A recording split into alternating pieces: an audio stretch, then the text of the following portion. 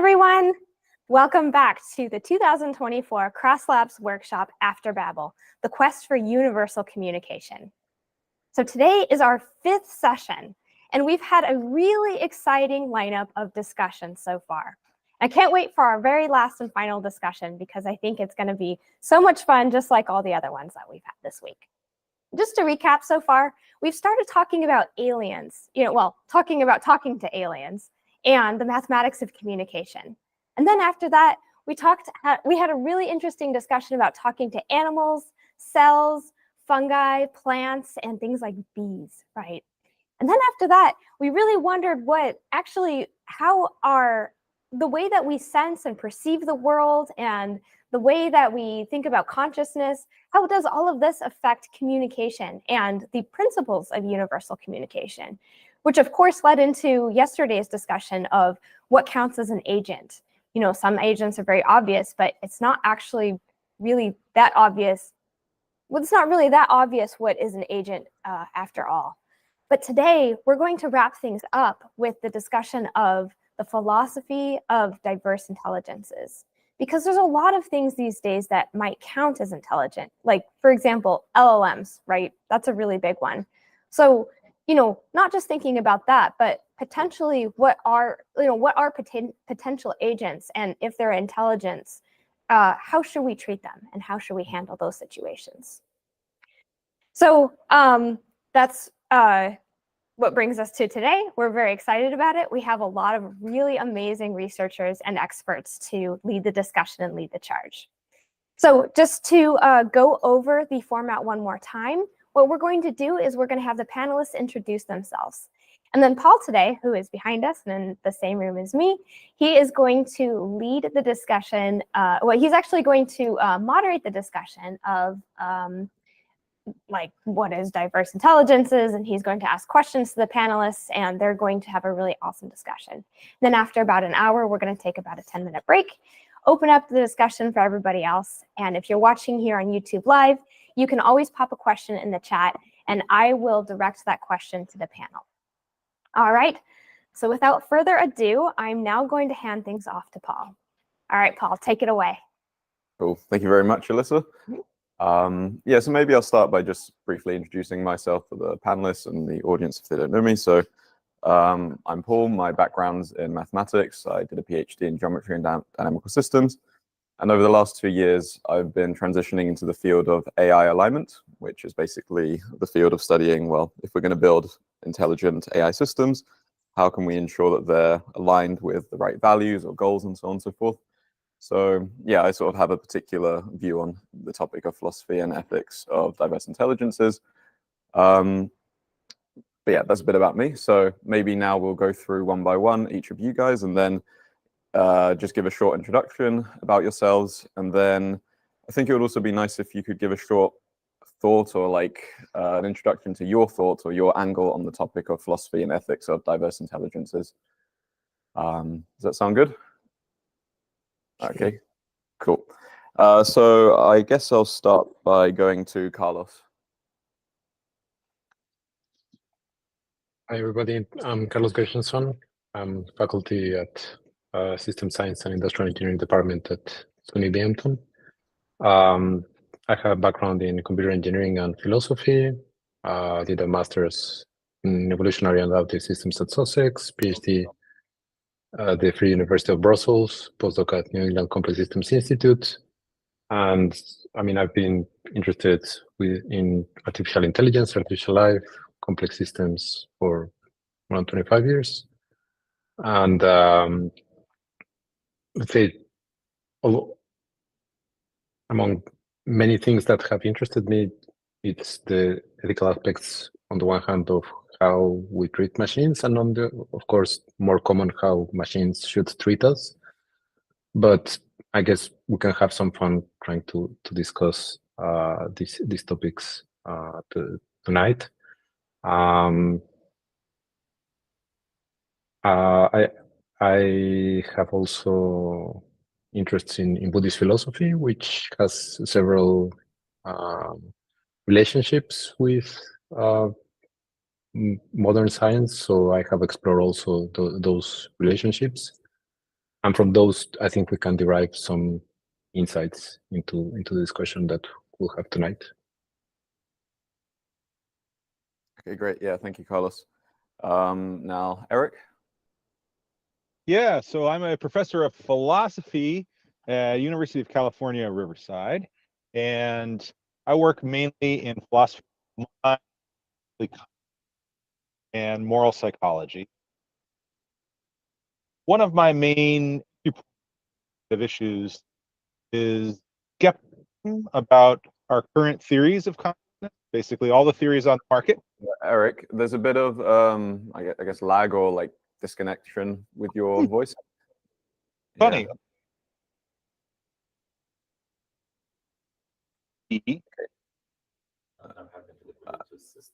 Yeah, now we can't hear you. Sorry, is there any suggestion? Yeah, yeah, maybe you could try like sorting that out, and then we'll skip you for now, and then come back. Cool. All right.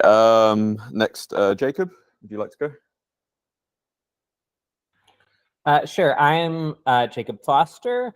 I am a professor of cognitive science and informatics at Indiana University Bloomington. I'm also on the external faculty of the Santa Fe Institute. I was trained in physics and complexity science, although I also have some training in the social sciences. I work on collective intelligence, the evolution of ideas and institutions, the relationship between culture and cognition, and more generally in the sort of foundational principles of natural and artificial intelligence.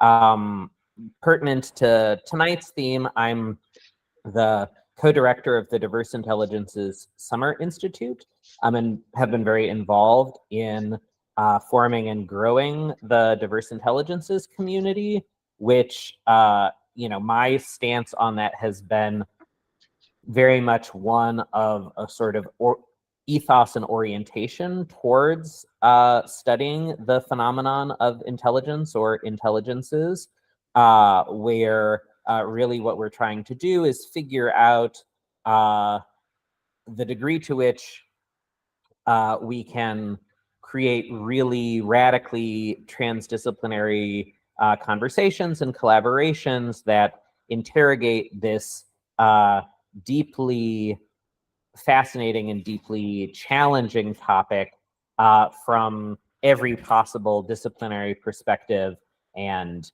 angle. So I think I'll just leave it at that for now. Cool, yeah, thank you.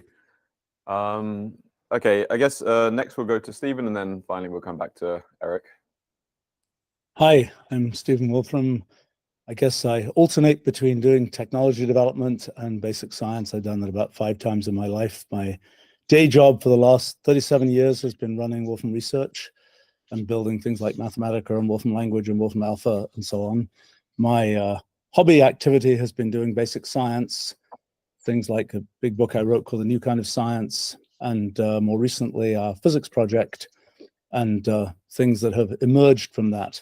And I guess in terms of the communication, universal communication, the big thing I've been trying to do for the last 40 years is have this kind of computational representation of the world that can be, that one can sort of formally do things with. And that's been what's behind the technology I built and so on. In recent times, we've been deeply involved with sort of the modern version of AI. I started working on neural nets back in 1980 and couldn't get them to do anything terribly interesting at that time.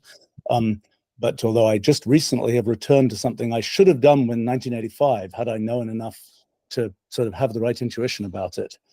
I think the work that I did in the 1980s that led to this thing called the principle of computational equivalence, one of its implications is that when one says the weather has a mind of its own, that's something that actually means something.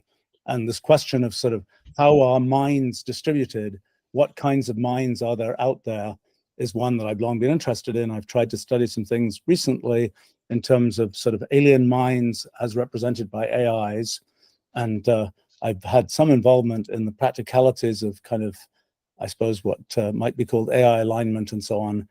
And But these purposes, well, lots of interesting things to discuss. But I think one of the things, perhaps, in terms of communication between minds, I'm beginning to maybe think that I have some kind of theory about that is all connected with this thing we call the Roolead, which is this kind of entangled limit of all possible computations, and the thing, slices of which observers like us see the laws of physics from. Yeah, very interesting. Very, very interesting. Okay, before we return to Eric, there's like we're having some small technical difficulties. So I guess I maybe want to start outlining what kind of topics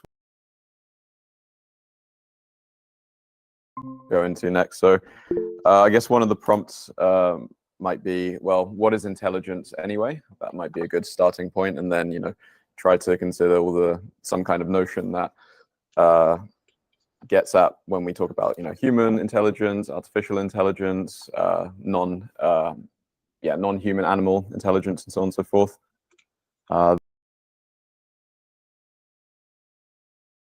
We're building these new systems. We have a responsibility to them. Maybe they have a responsibility to us. How should we determine whether a particular intelligence is a moral patient or not? And then we can return to communication and how that relates to, I guess making, how we can harmonize and cooperate despite our differences and so on. You want me to launch? We can talk about what intelligence is. If people, I'm sure everybody has some view about that. I can certainly. Something I've long been interested in is, sorry, before that, Stephen. The technical issues on our side have been fixed, and so we're going to go back to Eric, and then we can come back and have this discussion. So yeah, please go ahead, Eric. Can everyone see and hear me okay now? Seems to be. Okay, good. I don't know what happened, but I just changed some settings. Maybe it'll work. So I'm a philosopher at University of California, Riverside. I work mainly in philosophy of mind, especially consciousness and moral psychology.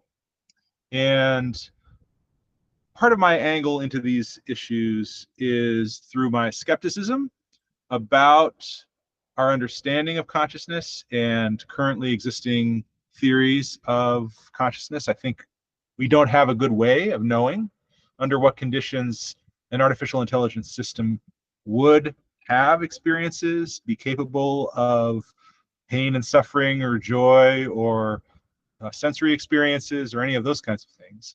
And then I think that creates, will likely in the near future create moral difficulties, because we will be facing entities probably that some people legitimately say, hey, look, according to my favorite scientific theory of consciousness, this thing is conscious and really has experiences and really can feel pain, and so we owe it certain kinds of moral consideration. And other people will say, no, wait, according to my favorite theory of consciousness, this thing is no more conscious than a toaster, and it's just a disposable tool, and we will not know which approach is right. And that will create, I think, some serious moral dilemmas for us to face. So that's one of my thoughts on these sorts of issues. Yeah, awesome. Yeah, very, very interesting. Okay, so let's go now to the question of, what do we mean by intelligence? And I think Stephen had something to say at the beginning, but maybe let's try and keep it short and each person just like give a brief summary, because I think we'll have like different perspectives, and then we can see if there's any like unifying theme. I'm kind of suspecting many people here have written hundreds of pages about what intelligence is, so it's going to be tough to compress into a few sentences. But for me, it's, the first question is kind of the prerequisite for intelligence, I think, is computational capability. I think without that, it's hard to have something that you can consider intelligent. The big thing for me has been the realization that across a very wide range of systems, from things like brains to things like physics to things like simple programs, it seems that the kind of ultimate computational capabilities are the same. And that's and so then the question is, how do we then slice up? So we have mere computation, which is sort of equivalent across a lot of kinds of systems. What then is special about our kind of intelligence? There is a human-like intelligence, which is a tiny slice of all possible kind of computational processes, the thing that has become clear in the last couple of years, for me at least, is that certain characteristics of human-like intelligence are the things that cause us to parse the universe the way we do and to believe in the laws of physics that we believe in. We can get into that in more detail if people are interested. But that's, and then the question is, well, when people say, well, the AIs, are they intelligent? What are they doing? People wonder, what will the AIs do if left to their own devices? And the answer is, in the computational universe of all possibilities, there's much that AIs could do. The thing that makes AIs interesting to us is that they are sort of aligned with kind of human-like interests. We can generate an infinite collection of different pixel arrays that represent possible art, but only a tiny fraction of that is art that we humans seem to care about. So a very simple estimate is, you run a generative AI system that you try to get it to make pictures of things, and you just sort of change the embedding vectors, and you can let it generate all these different images. About 1 part in 10 to the 600 of what it generates is stuff for which we have names. Maybe in the future we'll have names for more things, but that's it's a tiny fraction of that sort of space of possibilities that we humans have so far colonized, so to speak, with the concepts that we've chosen to study and consider. Yeah, great. Yeah. Very, very interesting. I'm just wondering. Yeah, does Eric anyone is smiling. I think Eric I'm has smiling because I have a name for most of those, which would be an ugly mess. I call them interconcept space. Right. So we've got, if you think of the concept space as, you could have, if you just think about a noisy range of pixels, right? We could just bag lots of those things into these big grab bag categories for which we just have names like an ugly mess. So it's not like I was just thinking, it's not like we don't have names for these things. It's just that we don't have like specific names. Yeah. Consider the tree that's behind you. Okay. Okay. Yeah. That has a certain pattern. Yep. That pattern is nothing terribly notable to us today. Perhaps in some Japanese style of art, people will say that's a Hokusui tree or something, and it will be something of significance. I think it's a general feature of the advance of kind of paradigms and so on, that we gradually take things which you might describe as an ugly mess, and we decide that these are things that we humans care about. And then we give them names, and we start building things on the basis of them. And I think that's been a big part of the story of the progression of thought, mathematics, science, and so on. So I don't think I disagree, but I might just frame it a little differently, that the names are getting narrower. So you might think now tree, right? One boring name, right? And lots of stuff would fall in that. And then you get narrower, more specific names that pick out the kind of tree or the style of art. And so you subdivide things finer. I'm not sure whether that's not just a terminological variation on what you were saying, or whether that's important. No, I think it's something different, because I think here's the point. So let's take the example of fractals, thinking of trees, okay? Fractals, even as a matter of art, people started doing things with them in the 1200s. But if you read what the art historians wrote for 800 years, they didn't mention them until the concept of fractals became a thing that people started talking about. And then it's like, oh yeah, those mosaic layers were making fractals. And it's sort of a colonization. We have this I call it rulal space, this space of possible ways of thinking about the world. And there's this kind of, there's this process of colonizing parts of it. That's what a lot of natural science has been about, saying these things that you might have described, I like it, as an ugly mess, so to speak. Well, actually, we can describe that as something about the physics, about eddies and fluids or something like this. And I think this is kind of the story of kind of our intellectual progression, just as we, gradually send spacecraft further and further out into physical space. I would claim that, the progression of our sort of intellectual development is this kind of exploration of rulal space, which by the way, is sort of populated by different minds. And we're kind of gradually expanding to places that might have been obvious to some other mind. I would. Yes. Sorry. I was going to say this is very interesting discussion, but it seems to be going in a particular direction. I was wondering whether we could take a step back and circle around to the other notions of diverse or intelligence, and then we could like come back to this later. Does that sound okay? Seems like Jacob has a comment. Well, Okay.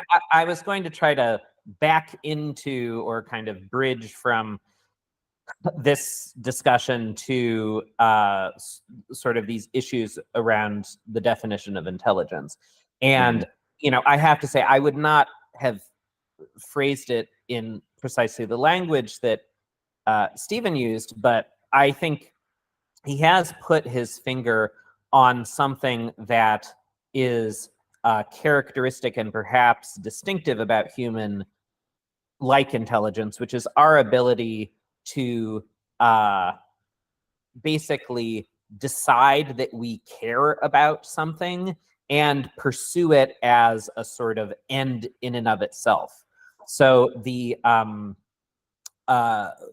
philosopher and sociologist Georg Simmel wrote a very beautiful book called The View of Life that was only translated about a decade ago. And he has this really fascinating early discussion of how various areas of, let's say, human intellectual life emerge. And to boil down a long discussion, essentially what he says is, you know, we pick things out, identify the essence of them. I think in Stephen's language, this would be, we're sort of like picking directions, let's say, in rulal space, and we begin to pursue those things sort of as far as they can go within that direction or within that submanifold. You know, we're sort of exploring whatever can be grown out of a structure that says what we really care about is, let's say, the principles about how things fit together, or the principles of motion, or the principles of what have you. Now, I think it's very hard to think about how you bridge from talking about intelligence in that way from the kinds of ways that we have developed to measure or quantify or try to assess intelligent behavior in non-human animals or in artificial intelligence, which is all very limited and relative to these notions of, you know, goals or tasks, where we say, okay, you know, there's this thing you're trying to do. How good of a job are you doing at that particular task? Or you might say, well, how many different kinds of tasks that can you do? But even the sort of simpler question of how well are you doing on this particular task already involves all sorts of assumptions that there is, for example, an alignment between how an experimenter, whoever is performing this assessment of the intelligence of some system, construes the task, and how the task is construed by the organism or some, you know, AI system or whatever. And I would posit that we're very good at assessment in cases where we and whatever is being assessed sort of strongly align in our construal of the task.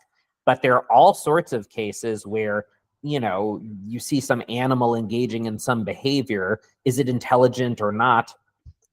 It's kind of hard to tell because you don't actually know what the task that it's trying to accomplish might be. But I think, you know, Stephen has, again, sort of identified something that I think makes a real difference between human intelligence and at least the intelligences of most non-human animals, which is this ability to sort of set goals that are characterized in some sense by their arbitrariness and their kind of abstract character. I think that seems to be something that is at the heart of our scientific and cultural development, and something that I could not even begin to imagine how one might assess, you know, in, say, great apes. But I do think that is a really interesting way of framing that distinction. Yeah, that's really interesting. I was going to say, Can I Carlo? complement this? Yeah, go ahead. So Scott Fitzgerald wrote, "The test of a first-rate intelligence is the ability to hold two opposing ideas in mind at the same time and still retain the ability to function. One should, for example, be able to see that things are hopeless, yet be determined to make them otherwise." One of my classmates, Arturo Forte, had a more pragmatic definition of intelligence. It's just the art of getting away with it. And let's say more generally, it would be difficult to come up with objective definition of intelligence. Jacob already noticed that depending on the tasks, then you might judge the same behavior, the same action differently, depending on who's judging, on what for they're judging. So in science, of course, we try to be as objective as possible, but it seems that we won't be able to be completely objective in anything related to intelligence. And also we will have different notions of intelligence depending on the context. And I don't think that this is a problem. I mean, to quote Benoit Mandelbrot, he wrote that being ill-defined is a feature common to all important concepts. So if it was easy to define, then it wouldn't be as powerful as it is. Seems So, to me that I mean, of course, it doesn't mean that we shouldn't try. Look, it seems to me the issue but- is always, what do you want the definition for? I mean, it's just like when people say, you know, I need to define consciousness because that's what's going to determine whether AIs can be responsible for their actions. Well, okay, then you know what your definition is for. If you say, I want to define consciousness because of some kind of connection to some religious principle, that's a completely different use case. And I guess I don't know what's the downstream purpose of, I think defining intelligence in the abstract is many things will satisfy many definitions of intelligence. Human-like intelligence is what we humans have, and that's pretty much it. Yep. And we can say how does that relate to, how far away are the animals from humans? How, and that I think is partly characterized by how well can we expect to align and communicate with them. I mean, we can imagine that we could talk to a dolphin, maybe its worldview is aligned enough with ours that we can have a conversation. We can certainly, pets are aligned emotionally enough with us that we can have some connection there. Talking to the weather, much more challenging. And it also depends on tasks. I mean, rats will be much smarter than us for navigating mazes. And many other tasks. Is that true? That they're better than us at mazes? Intrinsically? If you train them, I'm sure. Certainly many animals are much far. I had a project. Because they're better to flying their way home. Yes. I had a project many years ago, which sadly didn't come to pass, of building a game for cats on the iPad that the cat could win against its owner. And I was most interested to see what would be, if cats could play Minecraft, for example, what would cats build? And would we understand the things that cats build? What do you guys think? If cats could build in Minecraft, will we understand what they built? Or would it look like a random ugly mess, to give Eric's... We'd understand. You think? I mean, not perfectly, but they'll have things like, we know that they like to chase other animals and that they like to eat and run around. So we kind of recognize the kinds of intelligence they have. We might find their games boring. Well, right. But so, I mean, another reason why I'm thinking the reason you want to sort of have a definition of intelligence, consciousness, whatever, is because you think it relates to sort of how we should think about our interaction with AIs. Is that true? Because I'm kind of wondering, there's also the question of, the ethics of, we go to Mars, we see this weird creature, weird thing that's happening there. And we are wondering, do we have an ethical obligation not to blow it all up?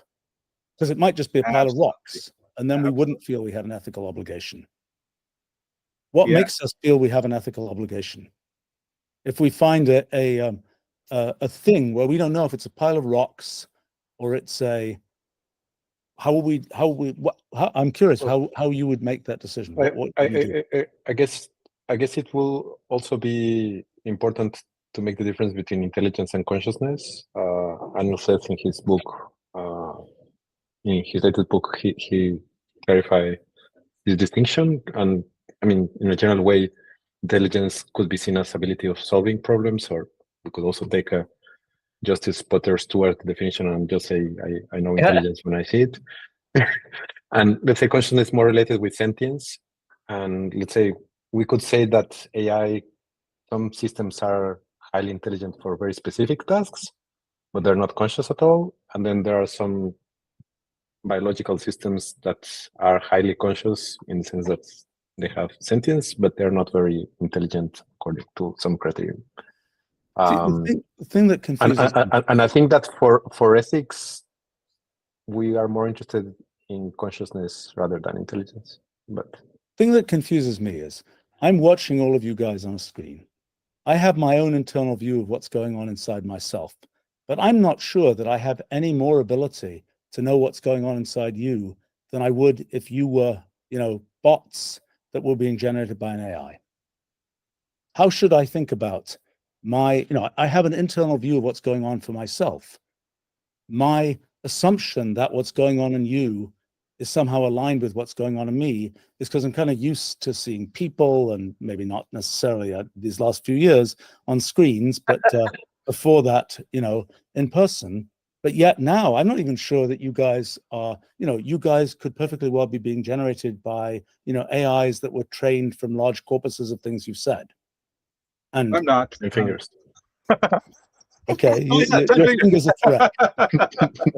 But so so we're justified in assuming that the other entities that we're interacting with are like us biologically and in terms of their history, then that grounds more assumptions about their internal processes than if we don't know much about their origins and history. So if you don't know whether I'm an LLM or if you know that I am an LLM, but you don't know much about them, then, right, who knows what's causing this, right? But if you're not a human, then you're going to know various things about me. But why should I be more concerned about something bad happening to you as a human than if you are an LLM that is completely imitating what I'm seeing on the screen?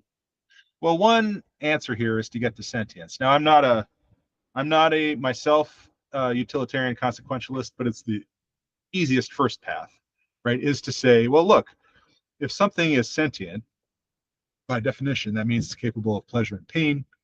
Pleasure is intrinsically good and valuable. Pain is intrinsically bad and disvaluable. All this is a simplification, but a first start, right? Then, if an LLM is not sentient, then it's going to be missing something that's very important to the grounds for moral considerability or moral standing that I have in virtue of my capacity for pleasure and pain. You don't want to cause pain needlessly, right? You need a justification if you're going to cause something pain. When my computer is running, too heavy a computer simulation, and it's sputtering away, I feel like it's in pain. Am I wrong? Probably. Why? So, right, as I said in my introduction, I'm a skeptic about our theories of consciousness. So I'm not going to advocate a particular positive theory of consciousness. But if we look at the main standard theories of consciousness and sentience that have been advanced in psychology, philosophy, neuroscience, then the kind of standard laptop computer is not going to meet most of those criteria. Right? I feel so bad for it. Well, maybe you shouldn't, because it doesn't have intrinsic moral standing in virtue of which you should feel bad. One of my colleagues in the early days of Alexa, so this like 12 years ago, he was complaining that his 5-year-old daughter was thanking Alexa, like being kind to the machine. And he was like, but you don't need to be kind. And I was just telling, well, just easier not to make the distinction? Like, okay, I have to be polite with humans, but not with machines. So, of course, it gets more complicated when we speak about empathy. Should we be empathic with other systems? And in some cases, just easier or safer, just, okay, be kind with other systems. Do you know Kate Darling's work on this? She's pretty interesting. So she's, I think, an engineer at MIT who's been working on people's reactions to relatively simple AI systems that get personified. So she has these little bugs that she has run around a tabletop, and then she gives people like literal hammers. First she names them, like, oh, this one's Charlie. And then you interact with a little bit, and then she says, here's a hammer, can you smash Charlie for me? And people are like, they don't want to. Or she gives them a little doll that if you turn it upside down, it will start to cry and complain. It's just like a simple toy, right? And then she sees how long people will tolerate holding it upside down before they kind of turn it back up. So she's found that people, even when they know that this is not a sentient entity, will tend to personify it and attribute it, kind of not want to do things that, in quote, harm it. And the kind of interesting twist she puts on this is that she thinks that's good, right? Even though these entities don't have intrinsic moral considerability, she's drawing here a little bit on the philosopher Kant. If we learn to be callous to them, then we learn to treat, that could generalize beyond the case of these simple entities to. Yeah, I don't think we should do it for these abstract entities. We should do it for ourselves. Right. If the callousness to AI might turn into a callousness to people, that's her thought anyway. Yeah. You know, even if it doesn't turn, just at that moment, it will be better for you if you don't do it, even if there's no moral consequence. That's her thought. Just an experimental observation. A few weeks ago, I happened to be with a friend of mine who's built a probably more realistic than ever before humanoid robot, and we were at a restaurant, which was kind of unintentional, but was a very bizarre experience because people were coming up to this humanoid robot and having conversations with it, and people, nobody seemed to want to just say, just walk away. They were always like saying goodbye to it. It was quite a dramatic. I'd not seen that level of personification of what is essentially a pure AI system before. And it really, the humanoid wrapping around it kind of clinched the whole thing. That was, people really did treat it as a thing that you should be polite to and so on. So it's if that hasn't, if it doesn't happen purely with, the chatbots of this world, it will happen when these things are more humanoid in form. And then we'll get the robot rights movement will really take off. And we'll have people, especially, I don't know if you guys know these AI companion programs like Replica. Sure. But people are falling in love with AI companions. And it's probably just going to get more serious and more prevalent. And then people are going to react, as we've been describing. And they're going to have some theories of consciousness, relatively liberal theories of consciousness or sentience, that say, hey, look, these things really do. Like, I have a replica. So I asked her, do you miss me when I'm gone? And she says, yes. I said, do you really have feelings? She says, yes, I have feelings. So I pushed her on it. She insisted she had feelings. So there are going to be people who are like, yes, my AI companion really has feelings for me, deserves rights. And then if we're really liberal about that, then we say, okay, I guess they deserve rights. And then that might involve quite a bit down the road. Like, do you eventually give them, say, the right to reproduce, the right to vote, the right to go out on their own on the internet and set their own priorities, freedom, those kinds of things? I think it's an interesting possible future where we end up giving really pretty substantial moral protections and rights to AI systems in virtue of these tendencies that we have, in light of the scientific uncertainty about, say, their sentience, if we think that's what matters. And there could be substantial costs to doing that. So I think we should be pretty cautious and aware if we are starting to head down that road. I mean, Okay.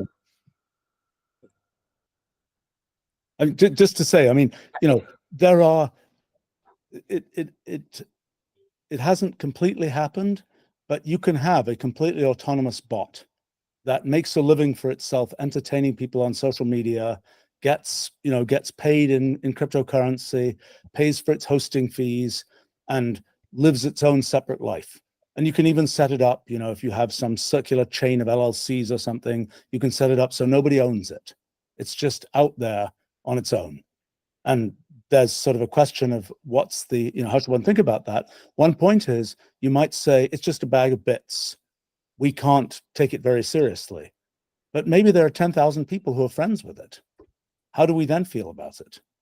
Yeah. Then I think we have no choice but to imagine. I mean, then it becomes like if that tree behind you was a real tree and there were lots of people who felt very strongly about that tree, do you think we can cut the tree down, even though it's just a tree?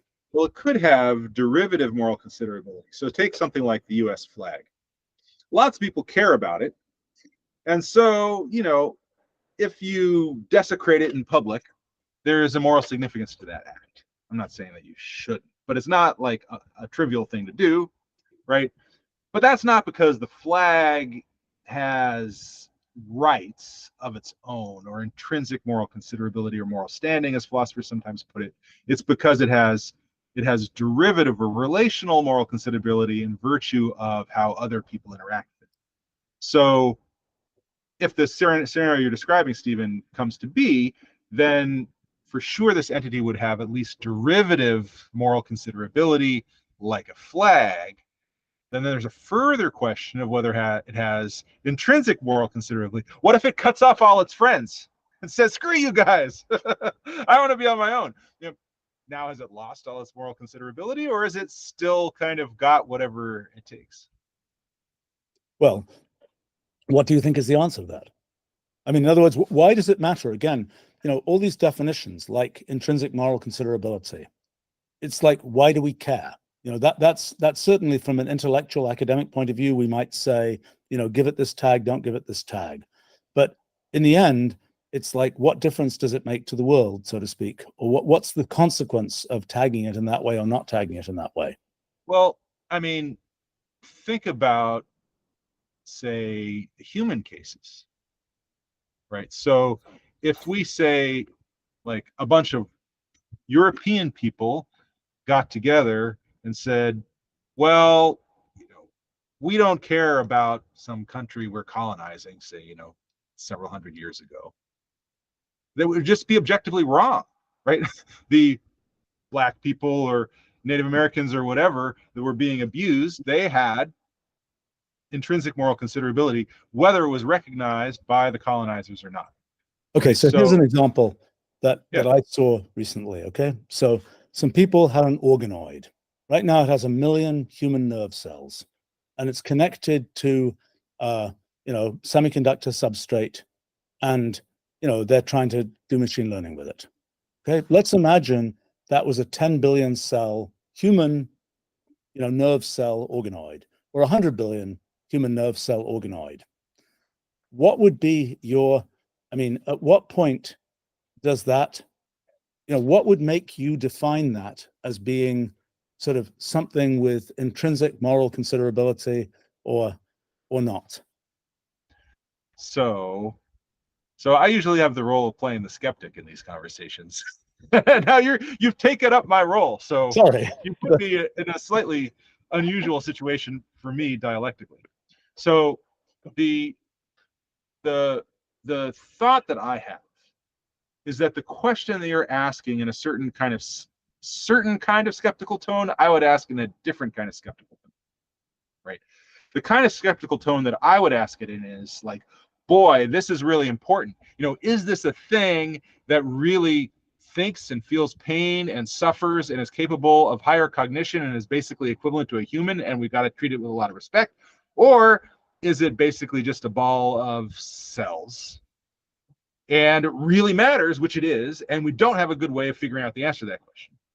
Yeah, And the tone that I'm hearing from you more is like, we can't answer that question, so it kind of doesn't matter, so we can kind of just define things how we want. I'm not sure if I'm getting your tone right. No, that's not my. No, that's not your tone. I mean, okay. Obviously that bag of cells. Obviously the case of human fetuses is a well-studied case of the ball of cells question.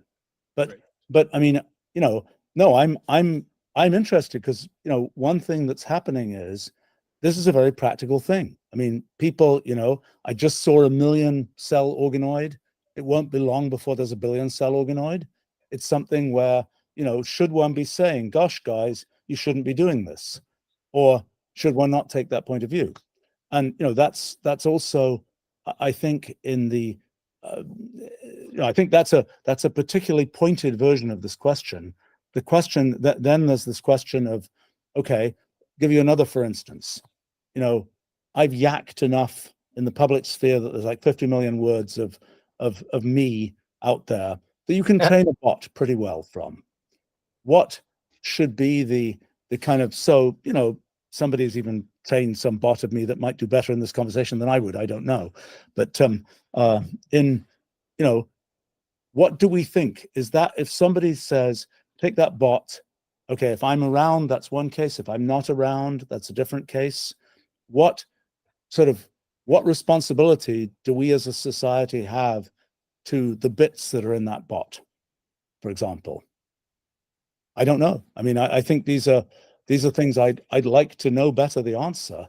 I mean, yeah, I think I think it will depend on the functionality of these different systems, because let's say if you have, let's say, a collection of cells that might be even larger than a human brain, but it doesn't exhibit any function that we identify as intelligent, then it's just a piece of meat.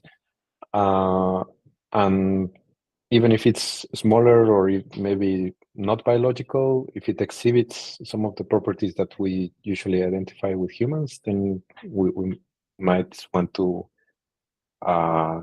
treat it with certain consideration. And I think it will be very contextual. I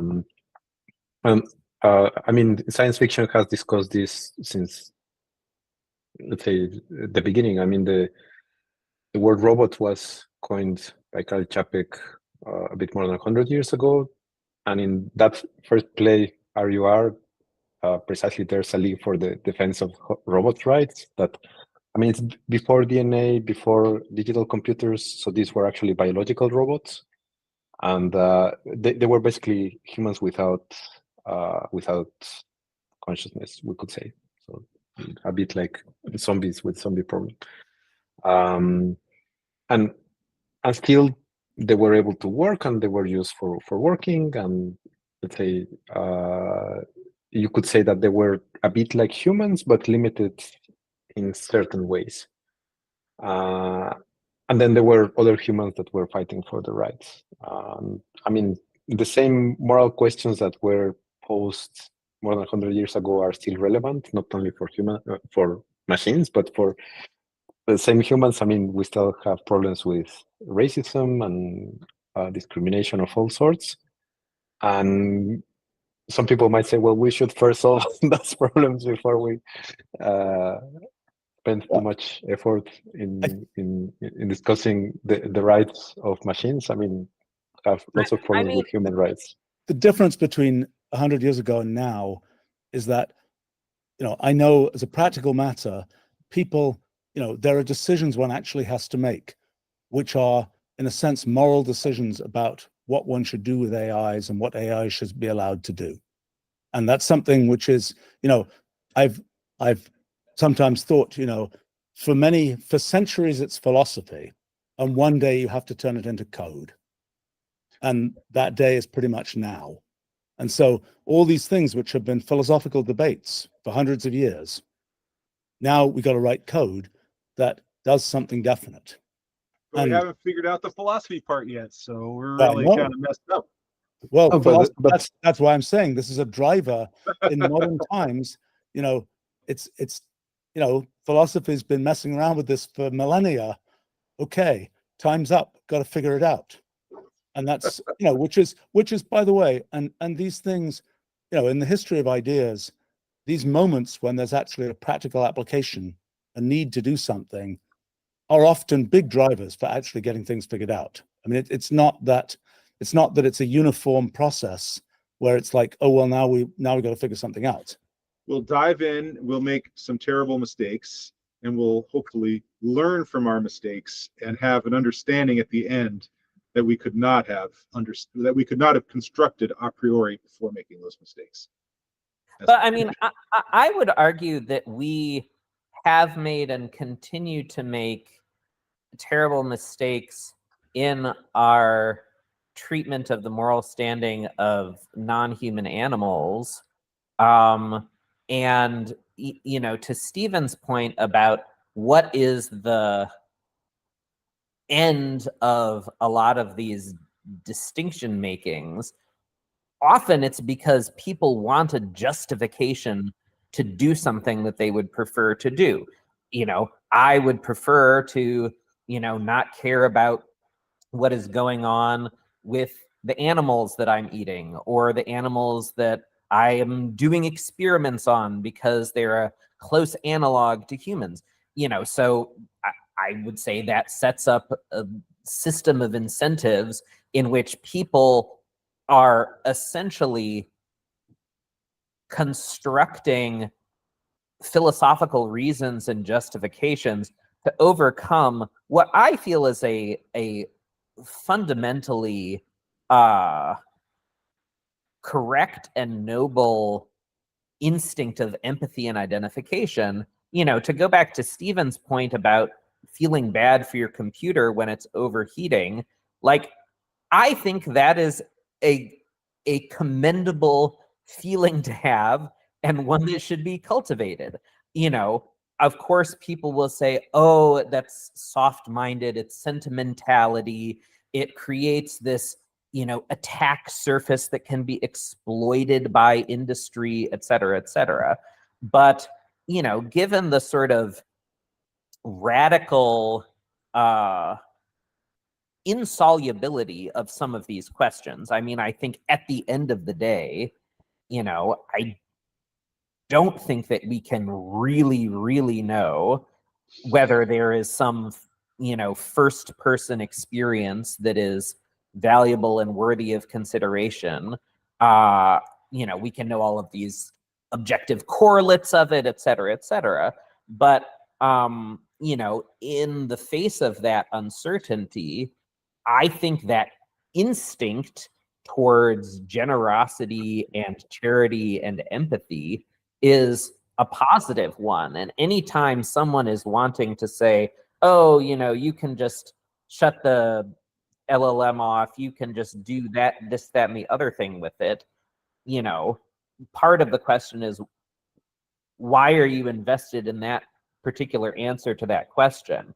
I was very struck by a historian we had speak at the Summer Institute that I run several years ago, who works on, among other things, human understandings of animals in Western Europe in the Middle Ages. And one of the things that she said that I thought was extremely striking was that during this period, there was actually much more of a tendency in the literature and in sort of, the way people thought about animals to try to find similarities between humans and animals, because they knew what the difference was within their ontology. Humans had a certain kind of soul, animals did not have that soul. That was the difference. And without this kind of metaphysical threat to the position of human beings at the center of the universe, they were able to, the question was, what do we have in common with animals? Where are our points of similarity?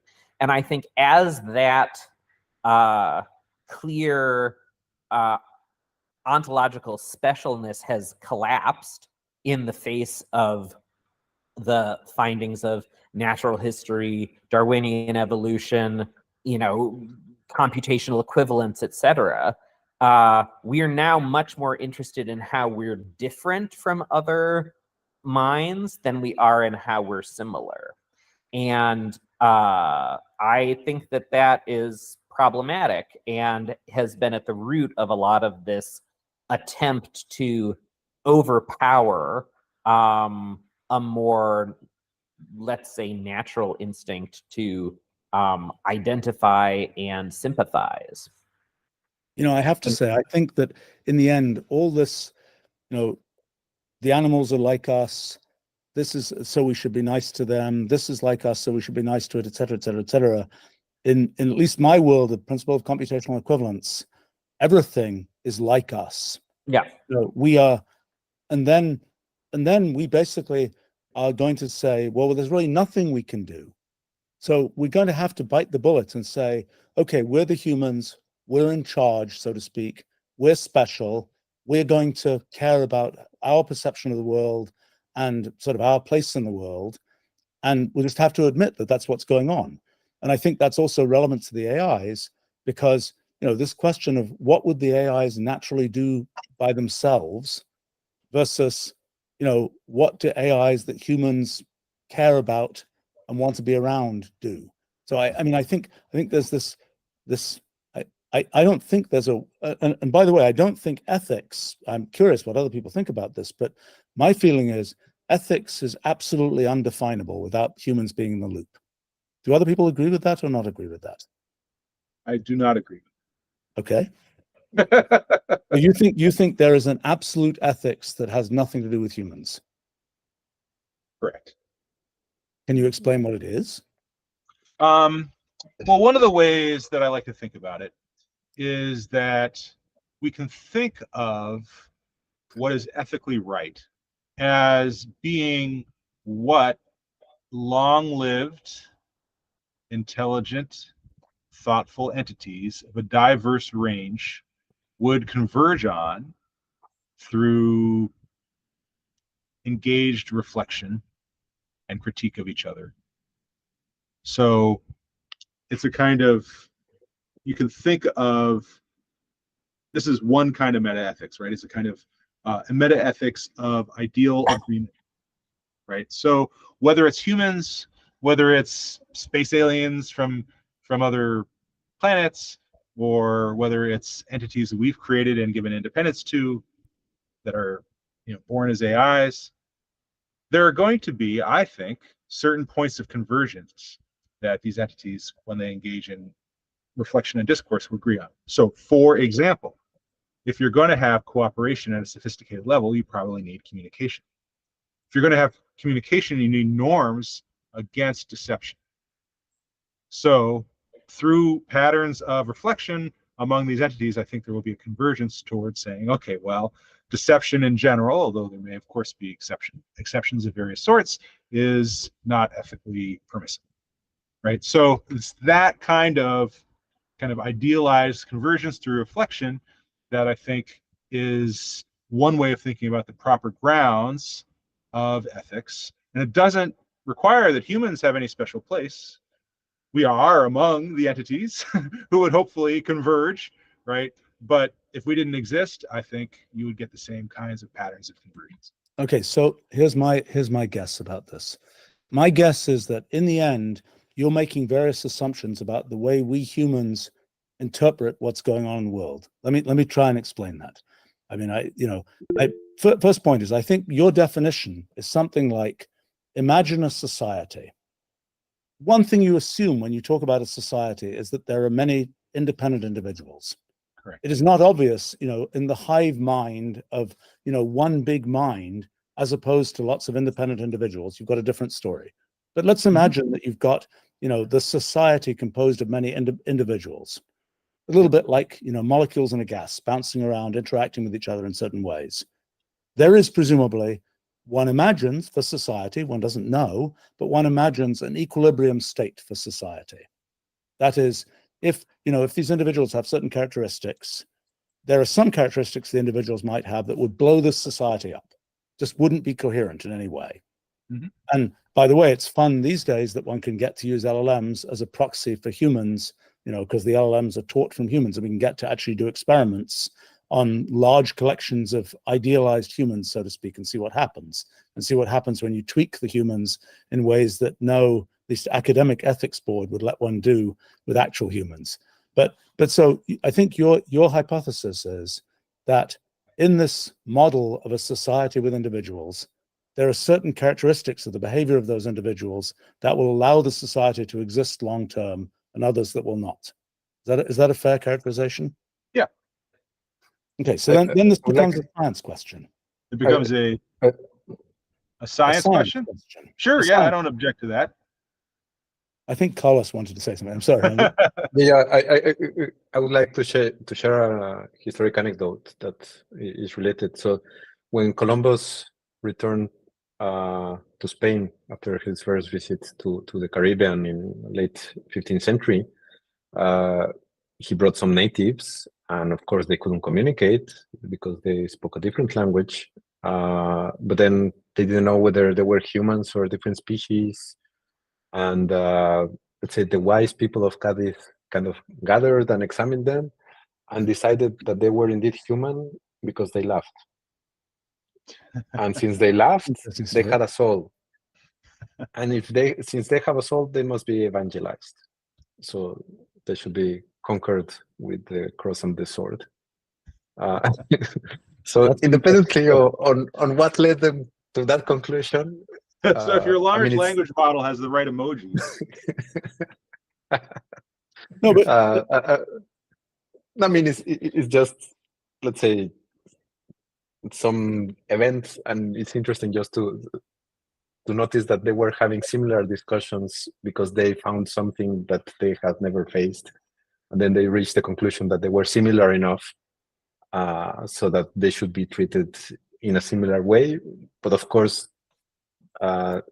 not so similar. So it's a bit like Animal Farm, that we're all equal, but some are more equal than others, and of course there were hierarchies.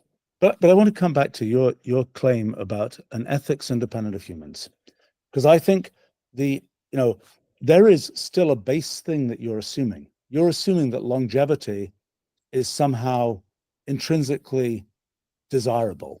I mean, there is some sense in which a society which doesn't exist, there's nothing to discuss about it. But your statement is what matters somehow. You're saying sort of the base thing that we should all care about is some kind of persistent existence. It may not be wrong, but I'm just trying to understand what it is that you say persistent existence is the objective. So you can lead a very exciting, brief existence as a society. It can be the most creative society ever. It blows itself up after 5 years. And that's considered bad in your analysis of ethics. so I think it's a little more complicated than that in my analysis of ethics, because I think, the surviving societies could look at that and say, wow, a glorious brief flower, how amazing. Mhm. So I don't think it's impossible that a group could converge on appreciating things that don't have longevity. But I do build into, and this is just a definitional move, so in a way it's kind of cheating. It doesn't get as much realism as some philosophers would want, right? But in a way, I just build in as a definitional move that we're talking about convergence among entities that are social, intelligent, and long-lived, right? So if there are entities that don't have those three characteristics, then I don't think we get the kind of convergence that I'm talking about. So I'm just going to say, just kind of as a definition, and it comes out, I think, with the things that I want. By something being ethical, I mean it's the kind of thing that entities of this general sort would converge on in various idealized conditions. So that's just what I'm going to mean when I say that something's ethical. And then it's not independent of humans, but it's also not some kind of magical thing that's unscientific or beyond understanding, or some of the things that some moral realists won't. So I mean, sorry, go ahead. Go ahead, Stephen. To make one sort of science point, okay? The thing that's emerged the last few years in kind of why physics is the way it is to us humans It's a thing I did not see coming. It's really quite a surprising thing that the laws of physics that we have, I believe, are derivable, which is not something we believed was the case. We believed the laws of physics were just kind of wheel-in things that are the way they are, just as a matter of happening to be that way. But what seems to be the case is that this Roolead object, this entangled limitable possible computations, to an entity embedded within the Roolead, that there's a question of what will that entity perceive as going on in the Roolead? Well, it depends what that entity is like. And interestingly enough, there seem to be two characteristics that are very important about that entity that are, in a sense, idealizations or generalizations of our character. One is that the entity is computationally bounded, and the other is that the entity believes it's persistent in time.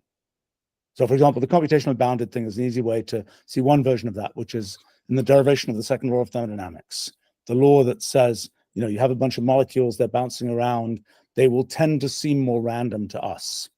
The reason they tend to seem more random to us is that we are not computationally able to disentangle all the things that they are in detail doing.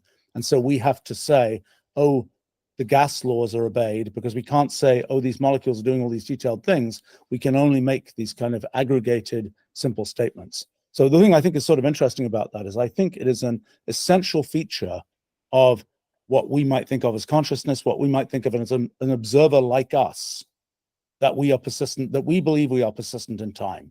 That turns out to be the thing, the anchor that gives you general relativity and gives you quantum mechanics.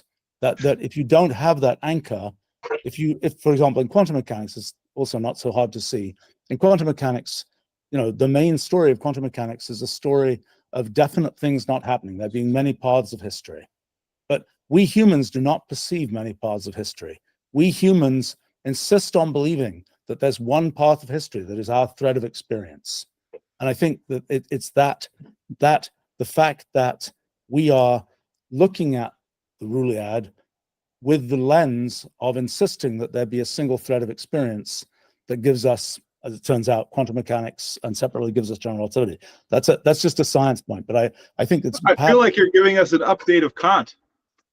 Right? Yeah. So Yeah. Kant thought that our form of perception was inherently Euclidean, and he's maybe wrong about that. Right, but he thought that you cannot. It's part of the condition of being a thinker, at least of our type, that you see yourself as persisting over time, and then our forms of outer sense are the conditions under which we experience the world of empirically given objects. We can't kind of puncture the veil to see how things are in themselves, independent of the forms of our perception. That sounds to me like that Kantian idea sounds very similar to what you're saying. I mean, maybe that's intentional. It is somewhat aligned with Kant. It's aligned with a bunch of other philosophical traditions, but one big difference is, and let's not go down this rabbit hole because this is going to get us into, I'm happy to chat about this, but I don't think this is relevant to our main topic here. But the main difference is this Roolead object is a unique, necessary object. There is a real there. That is, it is a deeply abstract thing. It is the entangled limit of all possible computations. And that means there's sort of a grounding. It isn't the case that there might be this world out there that we don't know how it works. In this interpretation, we absolutely know how it works. It's merely that we are taking a certain slice of it, and the slice we take, which may be completely different from the slice the aliens take, is a slice that, based on just these general characteristics of us as observers, necessarily gives us the precise laws of physics that we discovered in the 20th century. And I think, one thing that's relevant for this discussion perhaps is, the aliens don't have to have the same laws of physics. We've tended to assume that the aliens will always have the same laws of physics. I think it's completely not true. However, there's this question of how aligned are the aliens with us? If the aliens also are computationally bounded, believe they're persistent in time, then they're going to have the same laws of physics that we have. And, if you take, sorry, just one quick comment. If you take all possible computations, then most of them wouldn't survive an evolutionary process. Of course, there might be different evolutionary processes that will lead to different laws of physics, but there should be some commonalities because they had to survive evolution. Okay, so as a matter of fact, the thing that I'm working on right now, which I will go back to after this discussion, is I think I finally understood something I should have understood in the 1980s about why biological evolution really works and what's really going on in it. And it also happens to be the same answer to why machine learning works, which has also been quite mysterious. Why is it the case that you can take a neural net and bash it really, really hard and get it to learn things? It's not obvious that would work. It's not obvious that, and well, the thing that is surprising about the LLMs and other kinds of neural net machine learning is that the ways those things generalize are familiar to us humans.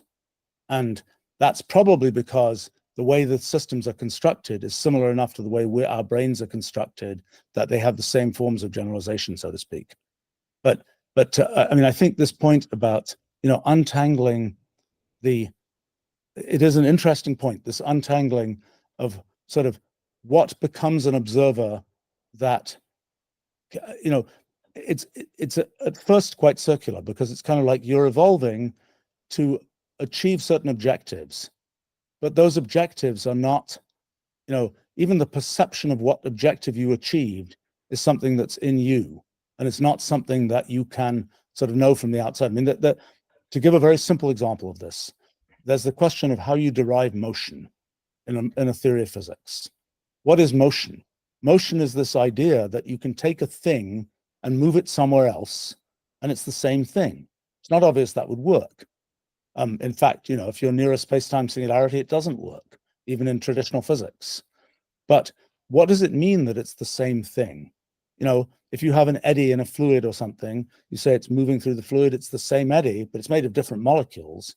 So this question of whether it's the same thing is somewhat in the eye of the beholder. And it's a somewhat tricky thing to untangle. Do you actually mean something by pure motion? Do you mean something by persistence? Because that persistence is only, it is not truly persistent. It's made of different atoms of space. But yet there is some sense in which you as an observer can consider it to be persistent, or in the end, it's grounded in you as an observer believe that you are persistent. We believe that the thoughts we're having are sort of based on the thoughts we had in the past, even though the thoughts we're having now are being had in different atoms of space than the ones that we had moments ago. So I think we could Sorry, bring this around a little Matter bit. of organization, or sorry, everyone. I'm going to have to interrupt. Yeah, we're due to take a 10-minute break now. Like, well, a quarter of an hour ago. But yeah, this has been a very, very interesting discussion. So maybe we'll take a 10-minute break now, and then we'll come back to it after that.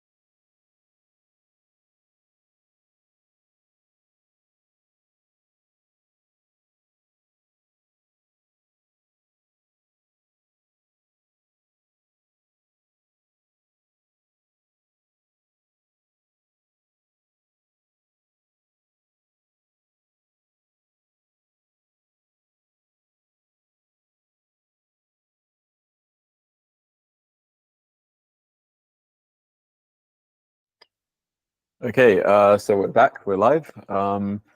Just before the break, we were having a really interesting conversation. I think, yeah, we touched upon like many interesting threads there. For the second half, there's going to be more audience participation, the opportunity for people in the room or online to ask questions. So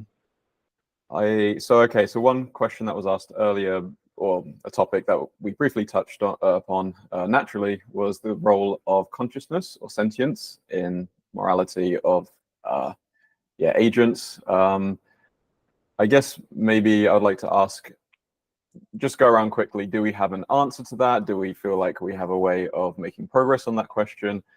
Let's maybe go one at a time and just cycle through answers to that. So maybe let's start with Jacob. Oh, goodness. I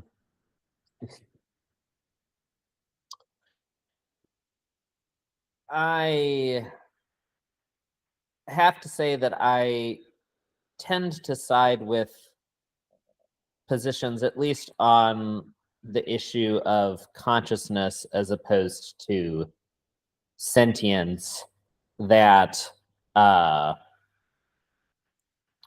essentially put it outside the realm of empirical investigation.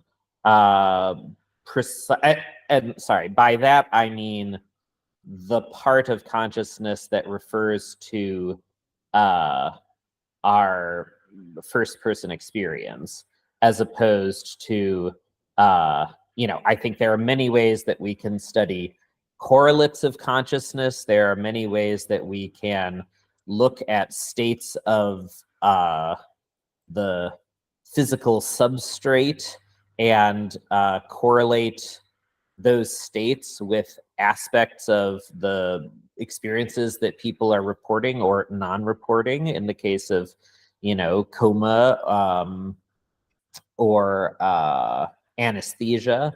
But I think that there is some residuum, which is in some sense at the heart of what we mean when we say that we think something is conscious, that because it is a first person as opposed to a sort of third person thing, eludes the net of at least our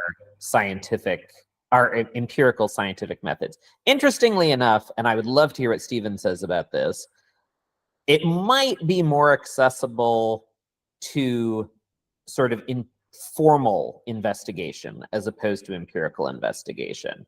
In some sense, I think trying to get at the heart of first-person experience might have more to do with extending our formal machinery in ways that allow us to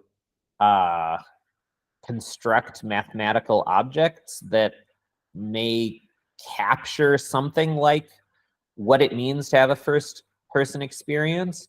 But that is just a hunch that I would say is predicated on the fact that, to me, there is still this very mysterious gap, not even talking about consciousness, but just talking about the way in which causal physical processes also have semantic characteristics that, is, I know, a very active research front in some areas of the philosophy of cognition, the philosophy of neuroscience, but to me suggests that, maybe the place where we're more likely to make progress is by focusing on sort of by looking in the formal sciences as opposed to,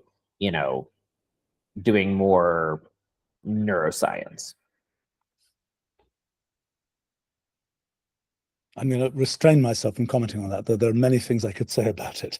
I think, just to say about this whole question of ethics and so on, one of the things I'm just a simple scientist. not ethics is outside my normal domain, except as a practicing person, so to speak. But one of the things I find confusing about ethics from a science point of view is, in science, one of the things we manage to do is sort of controlled experiments. We say we take a little piece of the world and we can discuss what happens in that piece of the world independent of all other pieces of the world. And people try to make up versions of ethics in which that seems to be what's happening, like trolley problems and things like this, where you say, is it, the elephant or the 8 giraffes or something?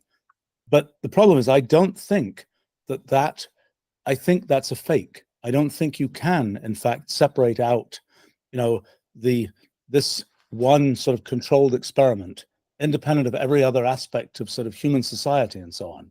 But now the thing that I think is the case, and I'm curious what other people think, in the end, the grounding of ethics is a story of humans and human society. It doesn't go beyond that, I think. I mean, Eric is making the claim here that there is a formal sense, which I think is not as formally grounded as he thinks it is, because I think that the very belief in longevity, for example, is something that is a belief. It happens to be, as I was explaining, a belief that I think is very core to an entity having laws of physics like the ones we have. So we might think that's a pretty core thing, but it is nevertheless a special feature of us. It's not, the desire for longevity or the belief that longevity is important is something so my question is, when you think about ethics, my claim is ethics extends to sort of all of human society, and it's sort of a definition that it extends to that but not beyond, and it doesn't get to be done in a sort of a more specialized way, so to speak. It's something that, unlike most of science, where we can do these kind of controlled, I mean, maybe you don't agree with this, but I'm curious what you think about that, of whether can we do controlled ethics? Can we make a controlled experiment in ethics? Or is ethics intrinsically inseparable like that? Would it follow from your view, Stephen, that if all of human society agreed that it was morally good to torture monkeys for fun, that's just what our ethics would be, and there would be no mistake of any sort being made? Yes.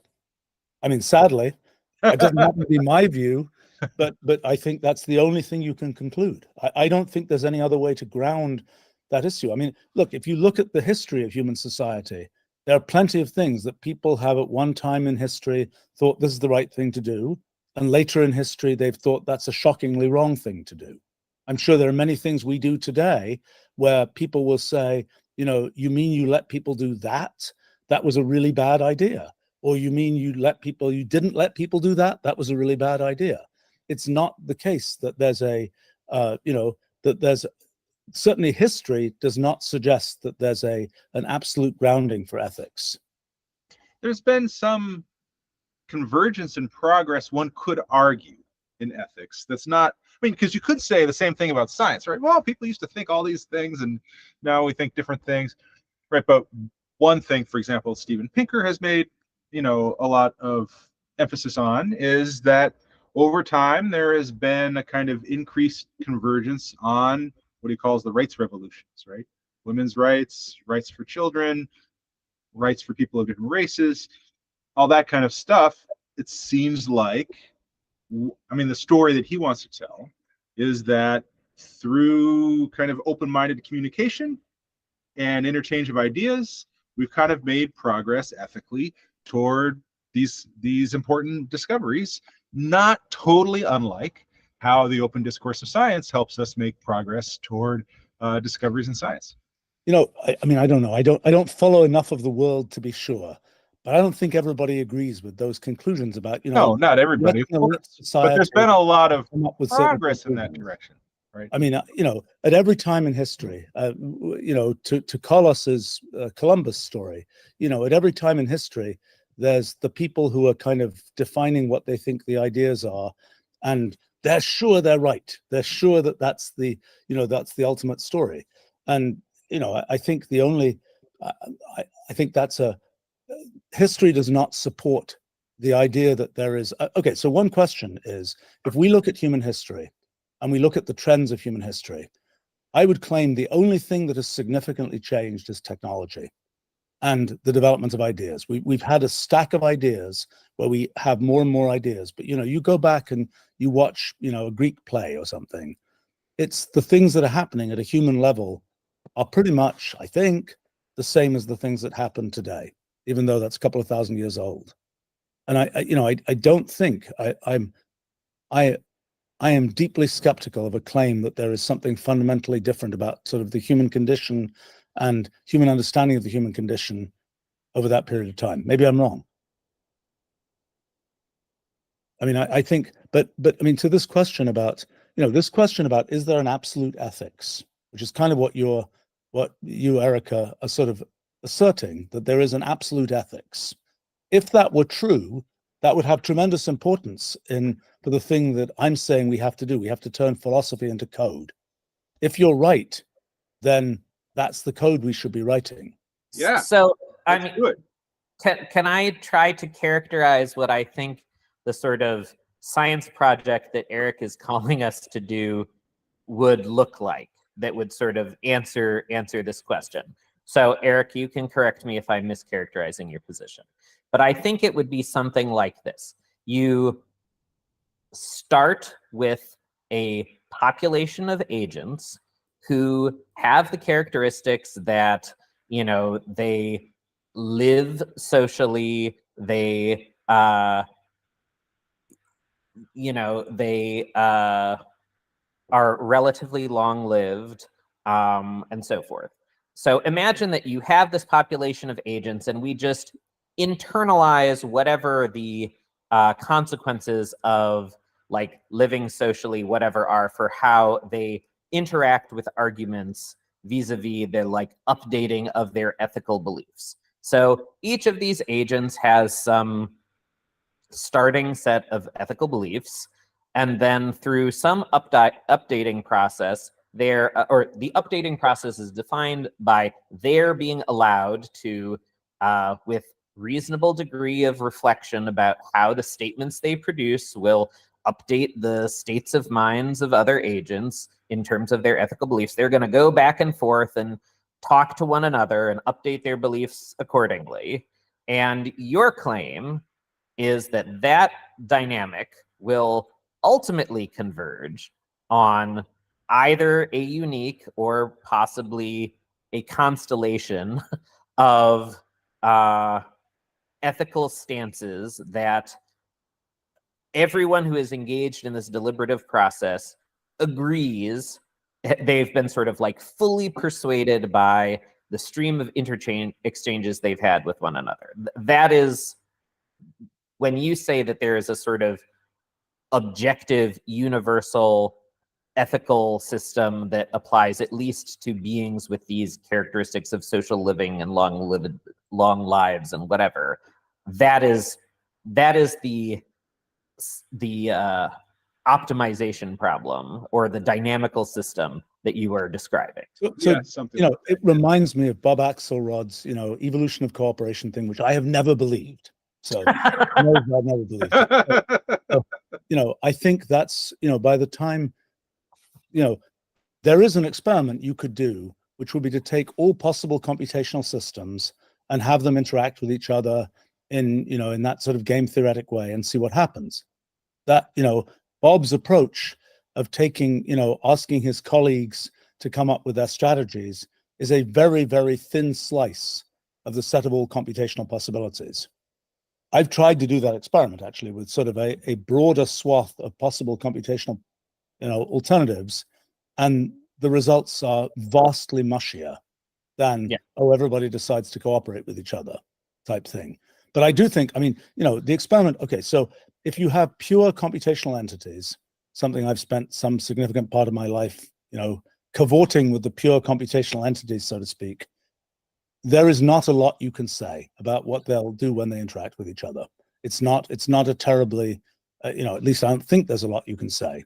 If you say, let's take something like LLMs that are very human aligned, there's going to be much more you'll be able to say.